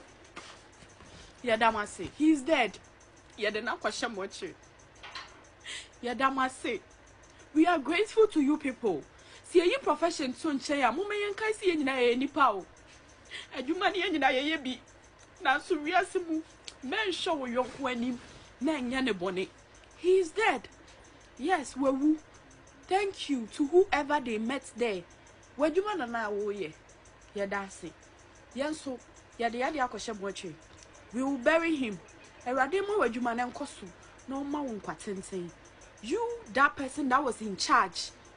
Near me, Yakran says, you said you are on strike. Into woman fanning kononko. Well, yeah, the not question much. Yeah, Damasi.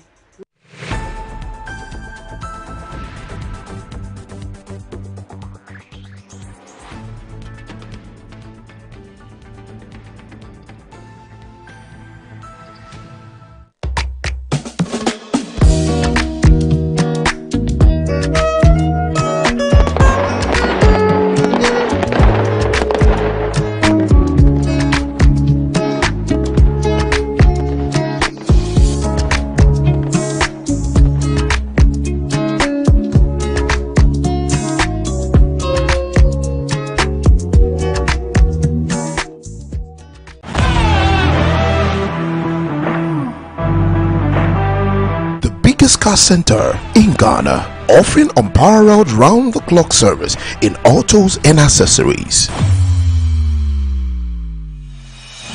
Nadam Autofix is the biggest distributors of used tires in Ghana, offering first-grade second-hand car tires of all rim sizes at both wholesale and retail prices. We are also the leading name in car sensor diagnostics, corrections and sales of car accessories. We excel in car washing and detailing with state-of-the-art steam engine washing machines that keep water away from your engine, ensuring a clean, healthy and responsive engine. Nadam Autofix, the first name in servicing, car accessories and car washing. Visit us today and experience the world of class difference. Find us today at Asoridaho, directly opposite Dansoman KFC and the Shell filling station. For more details, you can call us on 0503 244 266 or 0535 339823. Nado Motofix, Wukwainso Nyonko Papa. Wabedum time aso. Hey, J. Watch it, na learning. Missy, watch and learn. Makwaya mabesisia. Abozege. Akache say no ya konate and the more drink woman. Hey. But I didn't mean. Oh, sorry. She knew her old days. Eji. Dabio, baby wom. Ready? Hey, baby wom. Ah, Aji. I'll cause some discomfort. Ah. Sorry, what uncle, where would I die? Why your funeral? At phone for Aerofield Trading. Sorry, it killed them all. Na mom hwe na ndadanya waso mosquito coil esudu wo mu na say spray wo dan mu so a twan sima adronum ansa na akodan no mu. Enkratoi FDA agiatum.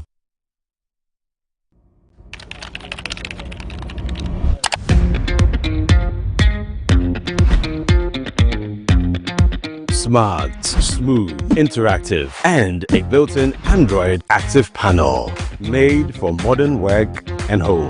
For corporate clients and university students, enjoy top quality 10th generation Toshiba laptops built for performance, power, clarity, and speed. All in one desktop.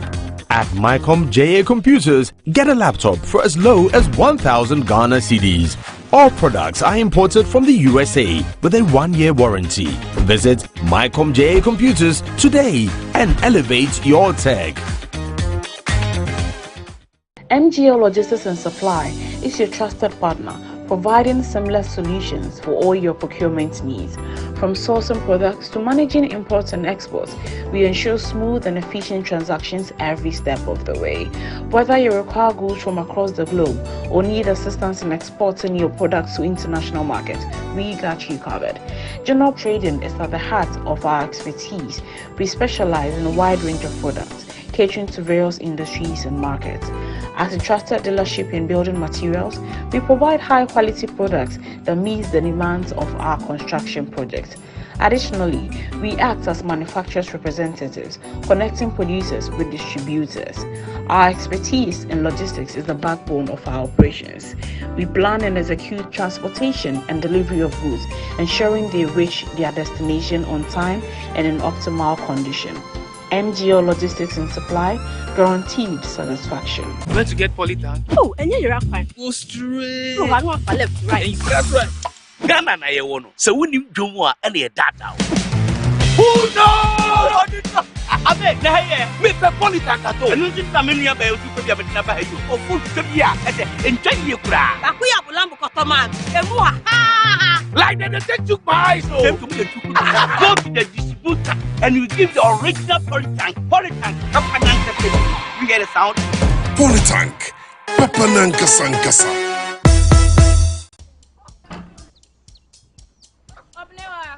Mommy.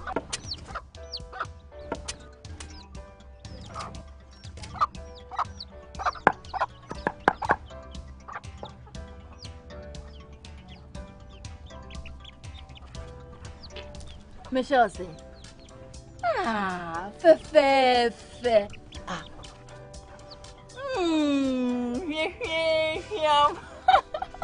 Different era, better result. Time has changed and time has brought Kel Choco toothpaste, healthy gums, anti-cavity, fresher breath, and it whitens teeth.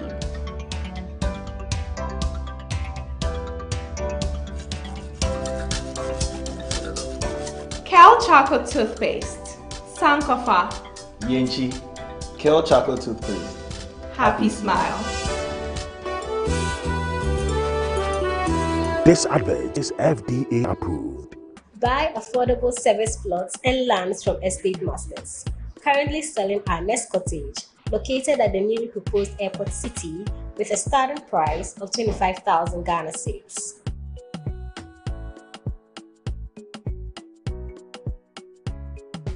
We also have Palm Hills, located at Panfukro in the Gomwa East District, also with a starting price of 15,000 Ghana cedis.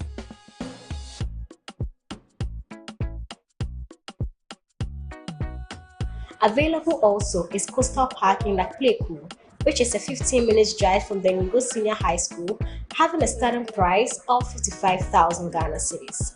You will receive a free site plan with indenture once you successfully purchase a land from us. For any enquiries, contact the numbers provided. Estate Masters, your most preferred estate partner.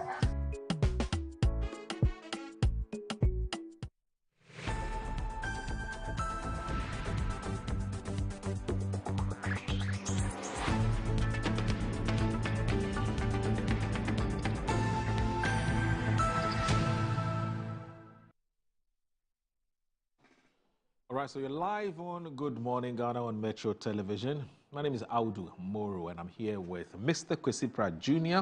of the Insight newspaper. He's the managing editor.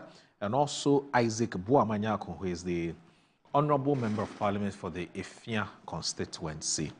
And we've been having a very interesting conversation about the family, Kenneth Ofori-Atta's family, and the concerns they have about how the OSP has carried its job. And my two guests have had their take on the matter. Now, Uncle, someone actually was drawing my attention to something that I... Sorry? Oh, yeah, I'll come to you. But someone was actually drawing my attention to something. He was saying that the two letters which were issued, one which had to do with the biopsy, and the other one which has to do with informing all of us that Mr. Ken Ofori-Atta was receiving treatment abroad or at Mayo, was all signed by the same, Dr. What's his name? Dr. Ahmed Abdulrahim, MD, FACP, FSVM, who's a section of international medicine in Rochester, GIM Mayo Clinic, Rochester, MN.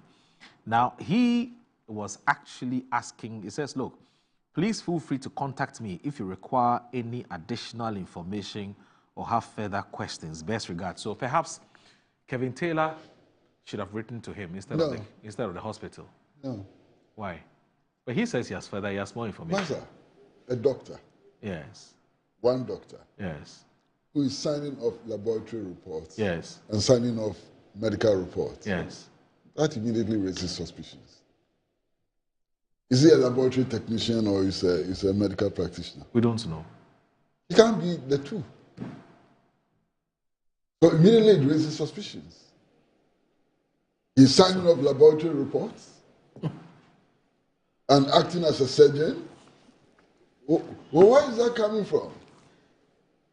Well, maybe Kevin should have followed up by sending him a personal email to ask him some questions. For instance, some of these questions you're asking.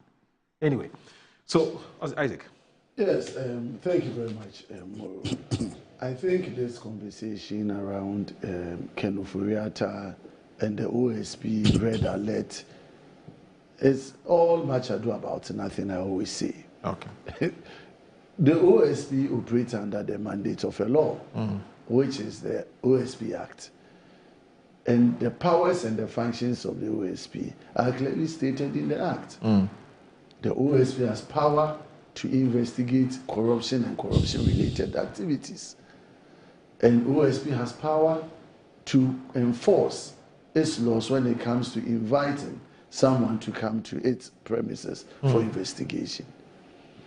What we are seeing is a matter of someone who is being investigated out of the jurisdiction and the OSP making effort to bring the person down for further investigation. The OSP has decided to trigger Interpol assistance to bring the person to Ghana for investigations. My point is, if OSP is convinced that the investigation that he's doing, he necessarily need Ken Ofori-Atta to come and answer questions, then it's two-way.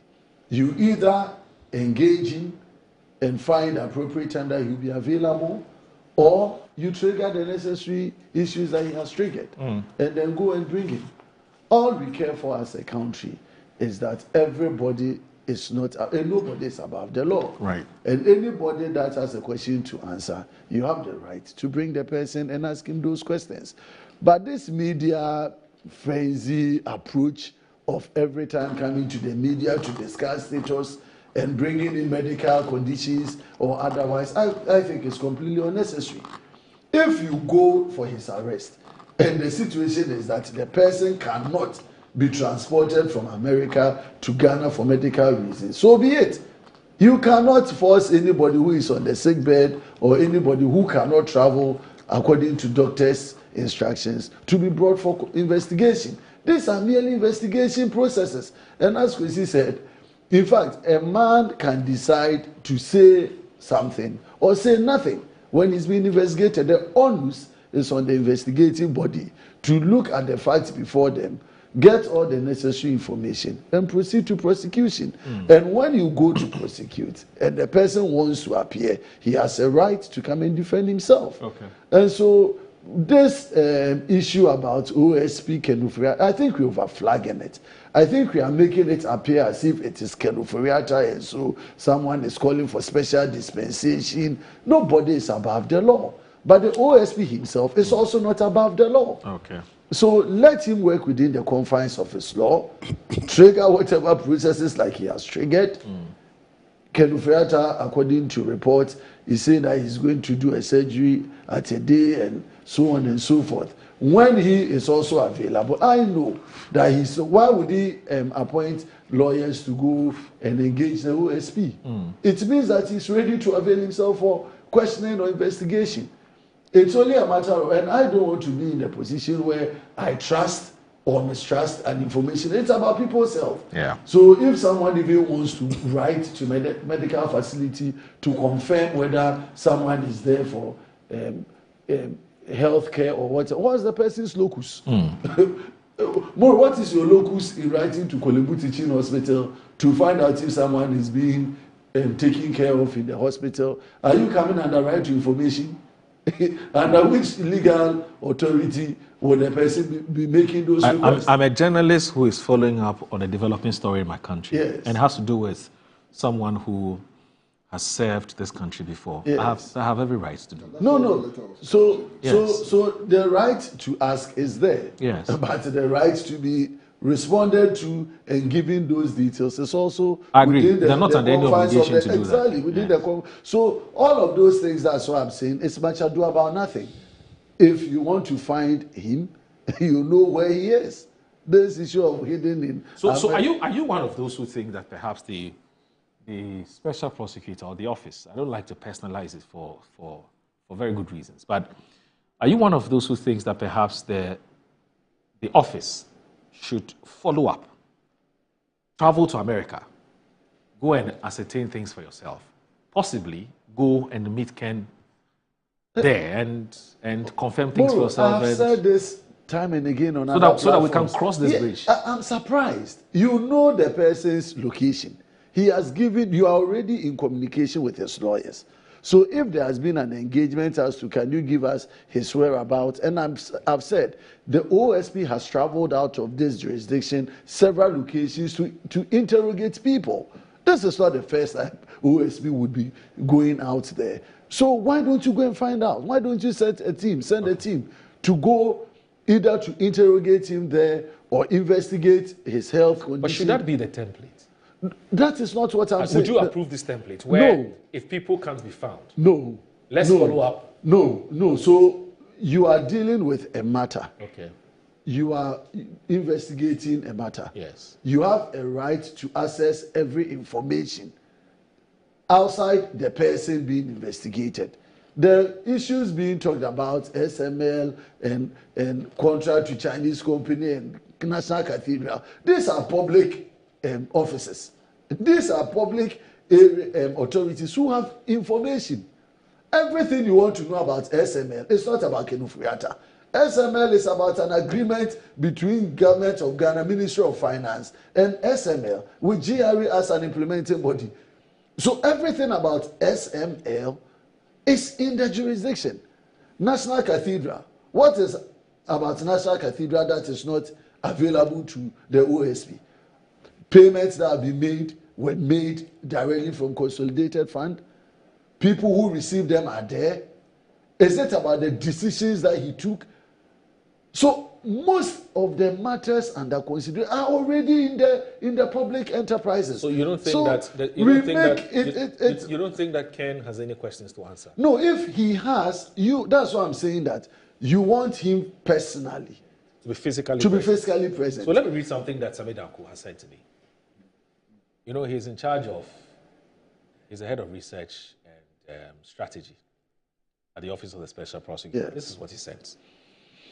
I don't understand why Sandile Ken and his men want to move us to trial when we are not yet at trial. Okay. Why does he want to evade pre-trial processes with law enforcement? If he wants to be tried in absentia, he should wait after law enforcement is done with the investigations and all the pre-trial processes from arrest to searches to taking mugshot, fingerprints, and bail conditions are processed for court. Then he can indicate. After all, my reading of the law now is that there is no precedent of a person who has been tried in absentia in Ghana and in the world over without first being physically present in court for his plea to be taken and his charges read to him and bail conditions met. If after that you don't want to be present, you can elect to tell the court or you can run away. That's his point. That's his point. So these are the things they want to do, and that's why they need him to be here. Is he talking about the Sedem Tamaklu or something? Case? No, he's talking about Ken No, Ofori-Atta. I know, but I'm saying that he's saying that nobody has been trialed in absentia. No, in the case of Sedinam Tamaklu, Sedinam, yes. The court, in fact, the matter was heard while she was here physically present. She was, she was to go to so court. that's what I'm saying. It was when she sought permission. Went and then come back. So it was no, in fact, when she left, not long after her, the court made a decision on her. Yeah. You know, so that's so, I think. So she was sentenced reading, in absentia. Yes. So I'm just reading or I'm listening to this narrative, having Sedinam Tamaklu in mind. Okay. But the statement or the comment from him is a known, it's right. It's something we all know the processes. Right. When it comes to pre-trial and all the processes, the searches and all. So that's why they want him to be here physically, yeah. You don't need to. Okay. You don't need, if he's necessarily, then you, the investigating body, should have that time and patience to continue engagement until it's available. Okay. If you don't have the patience, continue with the processes. Right. That is all. Because don't the stall person don't stall it. Because the person has a right to avail himself or not avail himself. So if you have the facts and you have the evidence before you, proceed with all the processes, but let's ignore or take out this public spectacle of Ken Ofori-Atta. And when you do that, that's why you have so-called family members writing into the public space. You have other people jaundicing the entire discourse, and then it becomes a personal issue. It's not personal, it's about rule of law. It is about procedures of law. It is about the mandate of the OSP. It is about the constitution of this country. And so all you do should be within the frame of the law. And when you are doing that, you should be guided that you are not doing it to satisfy any political advantage. Because we are seeing this interplay where it's as if the OSP uses some of these things to promote a political scheme or agenda, and that is unhealthy for the office of the special prosecutor. You could do all of these things without making noise about them. Okay. Is this the first time OSP is trailing people? Is this the first time OSP has invited people who are not there? And we've seen all of these in the northern region and the rest. So what is special about Ken Ofori-Atta? The OSP doesn't want Ghanaians to have their peace. We should move on. He should move on from there. The law gives him the power. Okay. Let him proceed within the remnants of the law. Ken Ofori-Atta is not above the law. He's going to avail himself for trial or for any other process if he wants to. And then at the end of the day, let the courts have their say. All right, so let me read this one from Rejochum Boafo and also Makojo Boafo in USA. Now, Makojo Boafo from the United States of America, he's a regular viewer of the show. In fact, he's one of those who would wake up very early in the wee hours of the morning and just to watch Good Morning Ghana. So we take his messages seriously. It's a rather long one. Uncle Mark, I wish you made it a bit shorter, but this is a very long one. But good morning, Moro. So he says Health Insurance Portability and Accountability Act is a federal law in the United States that protects patients' sensitive health information. It is therefore difficult for anyone to access information of patients unless the patient waives his rights. Now, 1, privacy rule. Now, HIPAA's privacy rule regulates the use and disclosure of protected health information, ensuring patients' confidentiality. 2, security rule. The security rule sets standards for protecting electronic PHI requiring healthcare providers and organizations to implement safeguards. 3, breach notification rule, which is HIPAA requires notification in the event of a breach involving unsecured PHI. There's patient rights. Access to medical records. Patients have the right to access and obtain copies of their medical records. 2, control over disclosures. Patients can control who has access to their PHI and for what purpose. Now, benefits. Confidentiality. HIPAA protects patients' sensitive health information from unauthorized disclosure. 2, trust. HIPAA helps build trust between patients and healthcare providers. 3, healthcare providers. HIPAA applies to healthcare providers, health plans, and healthcare clearing houses. 2, business associates. It also applies to business associates such as billing companies and medical transcription services. Now, by protecting patients' health information, HIPAA promotes confidentiality, trust, and patient-centered care in the U.S. healthcare system. Now, are we based on this? Now, Mark, are we based on this information you just said with us, assume that the doctor who issued the statement on behalf of Ken was instructed by Ken to do so, so then Ken has waived that right for the information about his health to be kept confidential? Is that what this? Can I make that kind of assumption? You know, which is that Ken said, "Oh, go ahead and share this information with the public. I have waived that right of confidentiality relative to that particular information that was shared." I mean, if what you just said is anything to go by, I believe that's the safe assumption that I can make. And now, let me also read this from Kojochum Boafo. He says that, please, whose names were mentioned as family members on that letter? Interesting that a guy who had no problem recommending prosecution for several people, including Honorable Atofolson, is now running away from questioning. And then Carlos from Odododio also says that we're urging the government to do everything possible to go after MPP officials who did something wrong in the past. The longer you wait, the more damage is done. It will get to a point where it will no longer be possible to arrest any corrupt individuals. The government's lackadaisical attitude is becoming unbecoming. Now, corrupt people even have the audacity to question the government. Carlos from Ododio sent that message.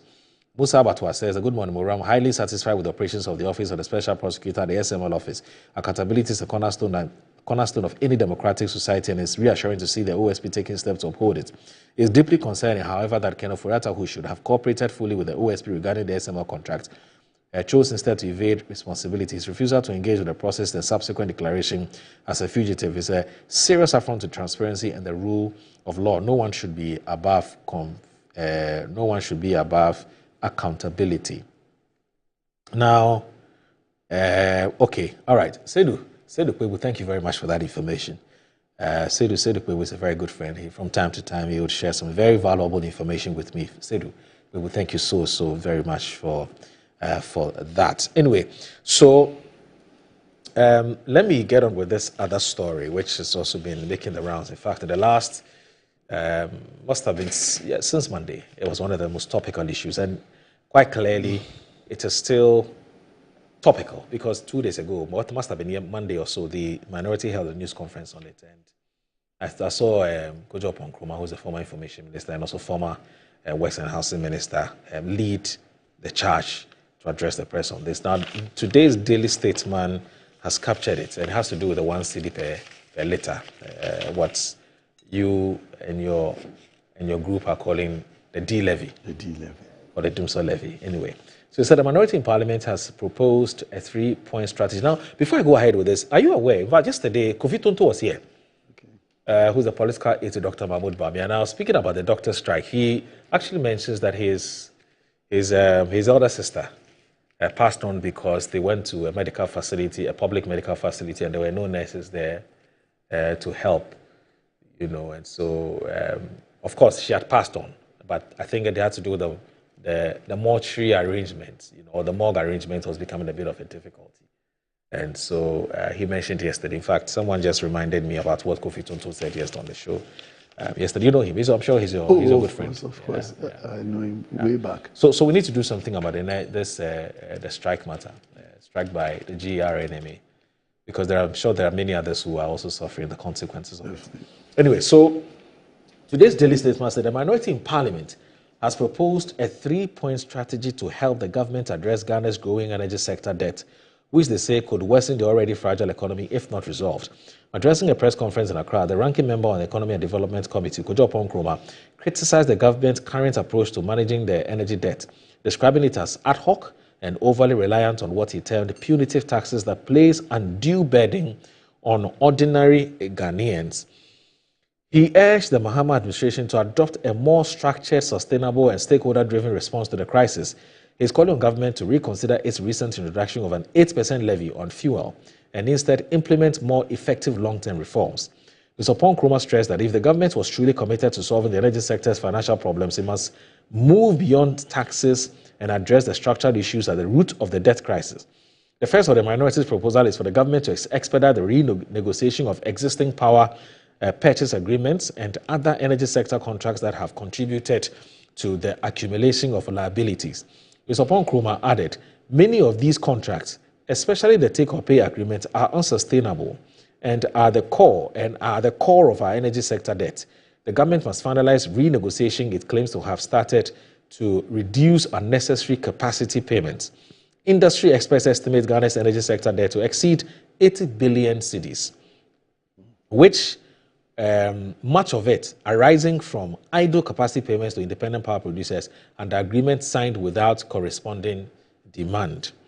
Now, according to him, the minority is also urging government to accelerate Ghana's transition to renewable energy sources such as solar and wind, arguing that this will reduce the country's reliance on imported fuels for power generation and consequently lower operational costs. We need to dominate our energy mix with renewable solutions. This shift will reduce our dependence on fossil fuels and the need to purchase fuel for thermal plants, which is a major driver of the current debt. So, so it looks like the minority are not going to allow this to slide, and you intend to keep this on the front burner for as long as you can. Oh, I think it's all about the effect on our cost of energy, particularly fuel. Okay. And the fact that as a government who had promised the good people of Ghana not to use taxes to pay for the inefficiencies in the energy sector, will turn around and do exactly what it had promised. This promise came from our own finance minister, Tofosin, in March 15 thereabout, where he was looking at the energy crisis or the cost of energy.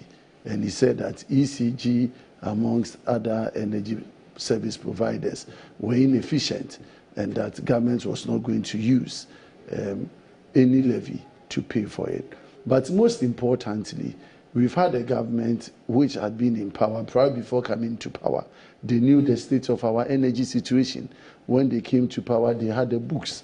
John Jinapor as energy minister, the minister of finance, they knew all the energy burden. And yet they came with a State of the Nation address by the president and then the budget in March. And they never made mention of the fact that there was a crisis situation that they needed to introduce a levy. And then, so the difficulty is, when did government take that policy decision to impose a levy of that magnitude on Ghanaians? And when government took that decision, didn't they see any need to engage the Ghanaian people? Because this is about taxes. Right. When you talk about efficiency of taxes, you should at least engage the people and let the people be aware of your intention so that broader consultation will lead to some constructive opinions or suggestions which will better situate even the levy that you want to pass. We've been in Parliament on a fateful day. It wasn't even advertised in our order paper, never mentioned at the business committee meeting, and then late afternoon the minister walks into the House of Parliament and then brings an addendum, and that addendum is that we want to impose a levy under a certificate of urgency, and then within 6 hours the Finance Committee and Energy Committee has to go in caucus. And all the comments and concerns that we passed, even at that level, no government official took it into consideration. And then we come before the House of Parliament and then we pass it. Look at the effect of it.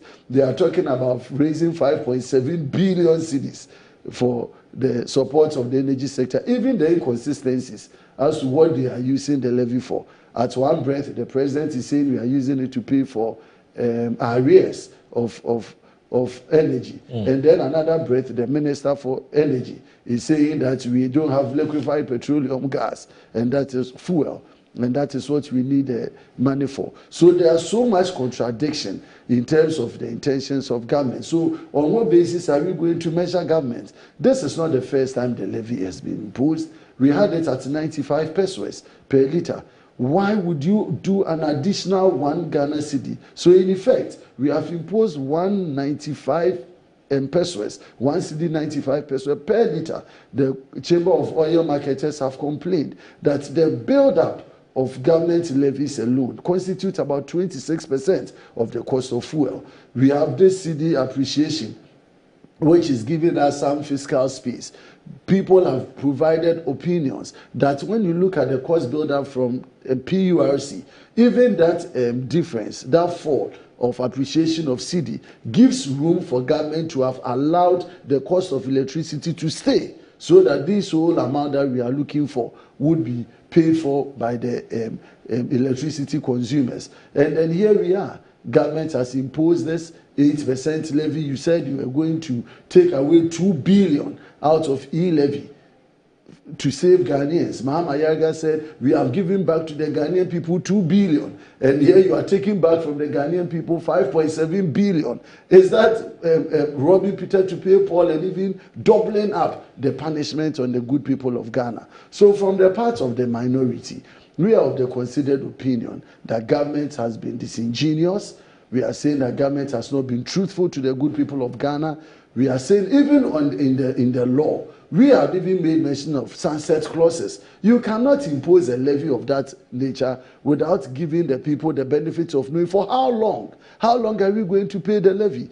Even when it comes to now, you are talking about the cost of fuel at 12 cedis. And so even if you impose 1 Ghana cedi and it comes to 13, it's better than where we came from 15. Are you saying that it is never going to go up again? So when it gets to 15, are you going to drop the 1 Ghana cedi from it? All of these are not available in the legal framework. And so it is in bad taste. It is not something that. And then the effect, the collateral effect, they talk about 1%, 1 Ghana cedi. But the implementers of that law are saying that there are other costs that comes to the additional 1 Ghana cedi, because the lifters of fuel, they go to the market and buy. They use bank collaterals. They have to take money from the bank, and they pay interest. And so they are going to compute their charges, additional charges. And that's going to increase the levy from 1 cedi to in the range of 1.3 to 1.5 Ghana cedis. And so all the gains, all the noise that we made about the drop of fuel, was it a matter of just talking about it, giving people the benefit to know, and then coming back in less than 2 weeks or 1 month to come and impose this levy on the good people of Ghana? We are of the considered opinion that government could have done better. We've offered alternative. You know the IPPs we are talking about. They were signed by government within 2013 to 2016. And they promised that they were going to engage the independent power. We did it during our time, but we couldn't achieve much. These are people that they knew. They had contracted them based on the challenges that we had at that time. And they said they are going to further engage them. Why don't they engage them? Why don't let them come up with very realistic tariffs that will inure to the benefits of the Ghanaian people, and then impose, and 1 Ghana cedi per litre, even if it was 1 cedi per gallon, that would have made some considerable sense. But to do 1 cedi per litre, a litre of 4.5 liters to a gallon, and you are imposing an additional 4.5 Ghana cedis. Look at the effect on cost. And the transport union people are talking about it.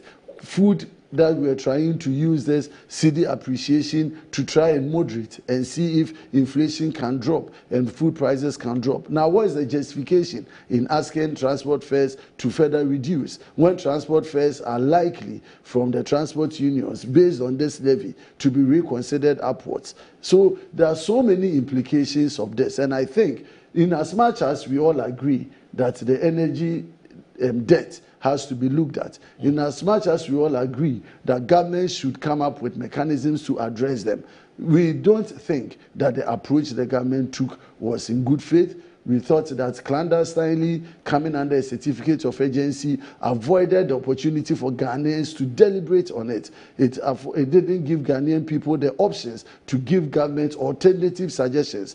And when you rule under such conditions, I think it doesn't speak well of us as political group. It doesn't speak well of the government. But what I'm saying from the minority point is that whether we like it or not, the law has been passed. Okay. So it is our responsibility to follow through and make sure that the ills of yesterday, where we collected the same levy but didn't use it for the intended purposes, this time we are going to ensure that we pay off these legacy debts, we buy all the liquefied petroleum gases, but we make sure that we also adjust, take advantage of this cedi appreciation to adjust the tariffs at the PURC. Yesterday, we had some engagement with some oil company, and they are saying they signed an agreement with government of Ghana. We buy gas at $3.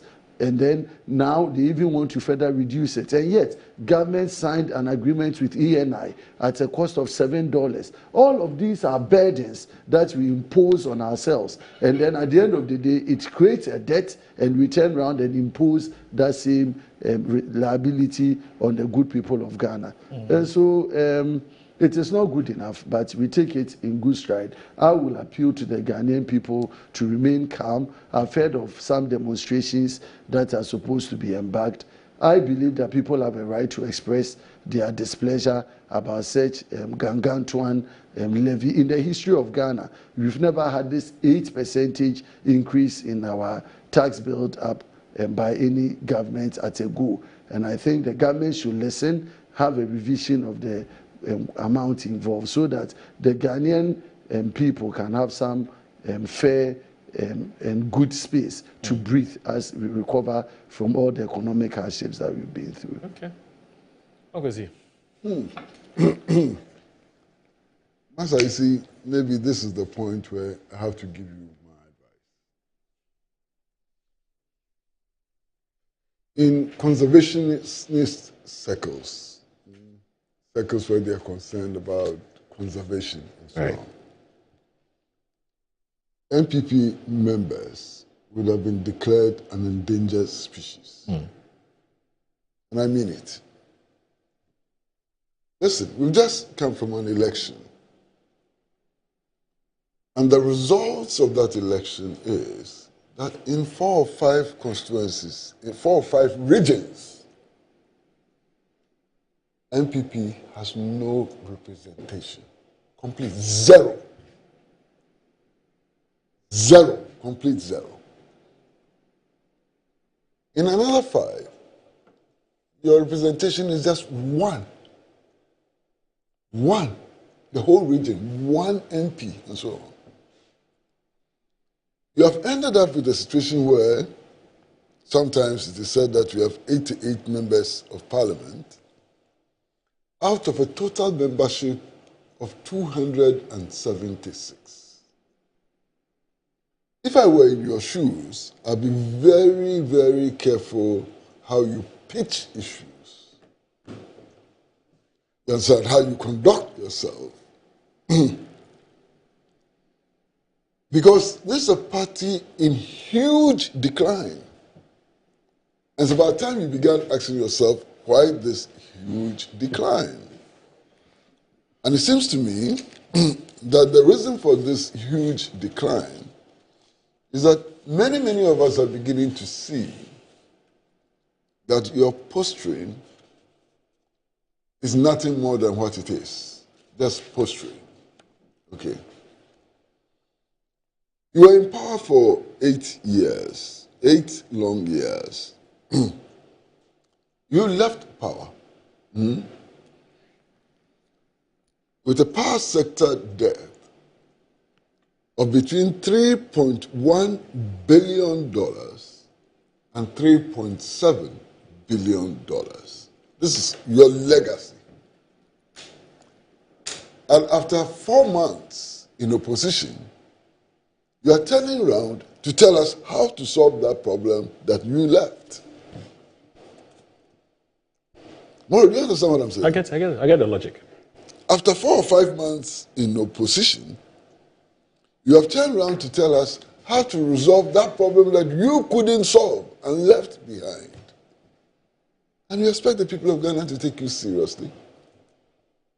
I can't. There's no way I can. When you start reading that story from that newspaper, it says they had put forward proposals for dealing with the energy sector debt. Tell me what proposal is there. I can read the story again. And show me what concrete proposal is there.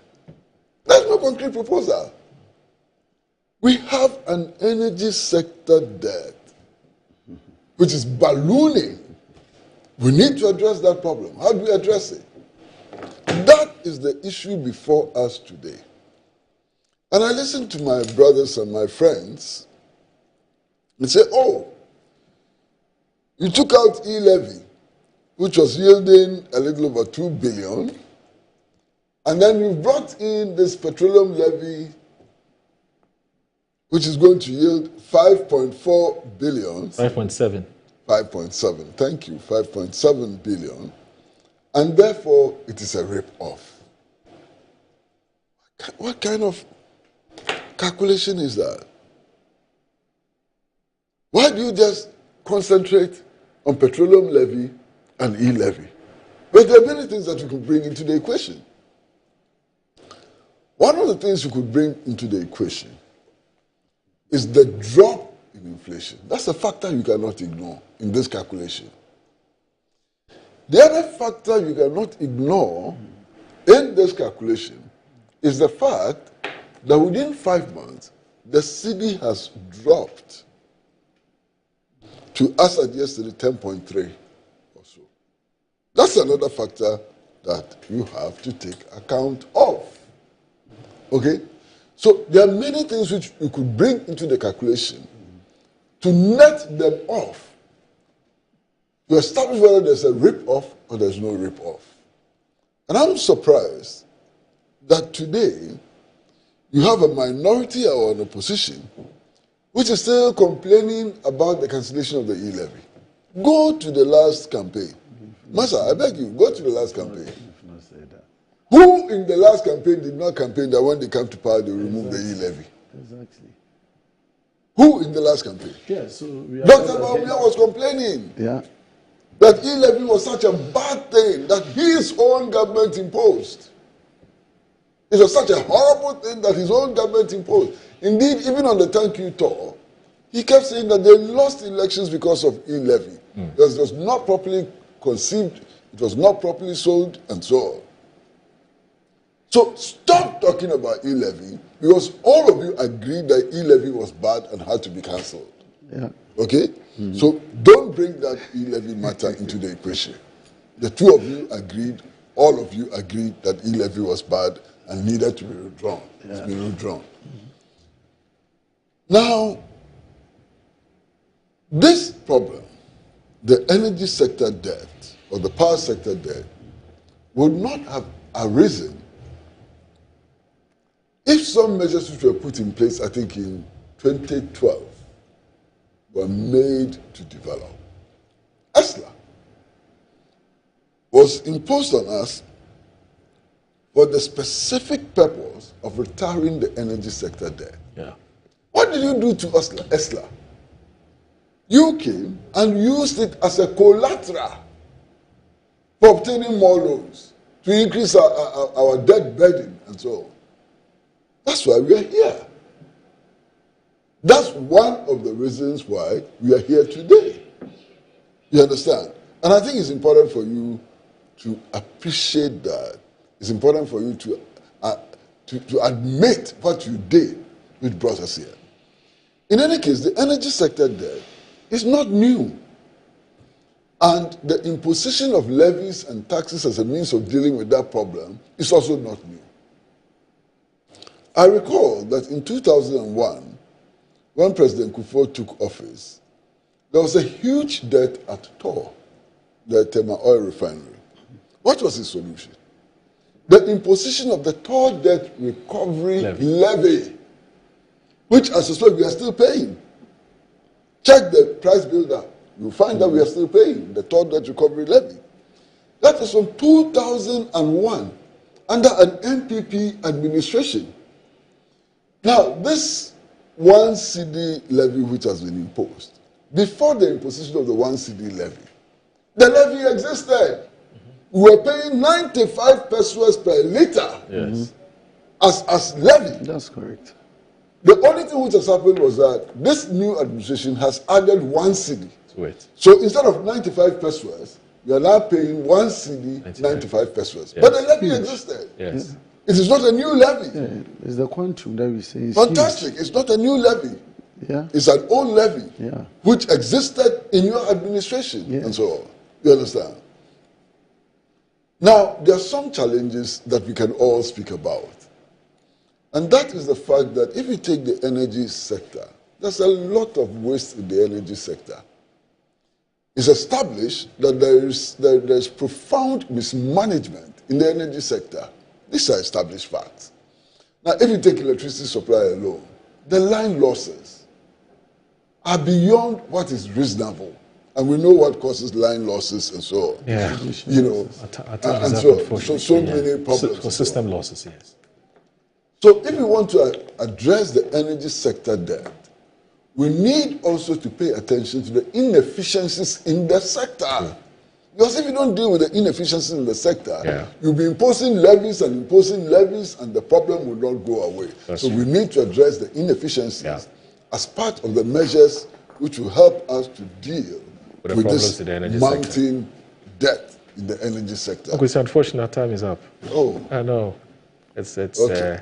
So let you wind up in a minute. I know. Okay, no problem. I can't wind up in a minute. No, There's so many issues to talk about. So many issues. You understand? Wow. I really wish we could. But it's okay. We could have an extension of just 5 minutes so that Uncle C can land properly. But it's okay. It's okay. We don't have that. Yes.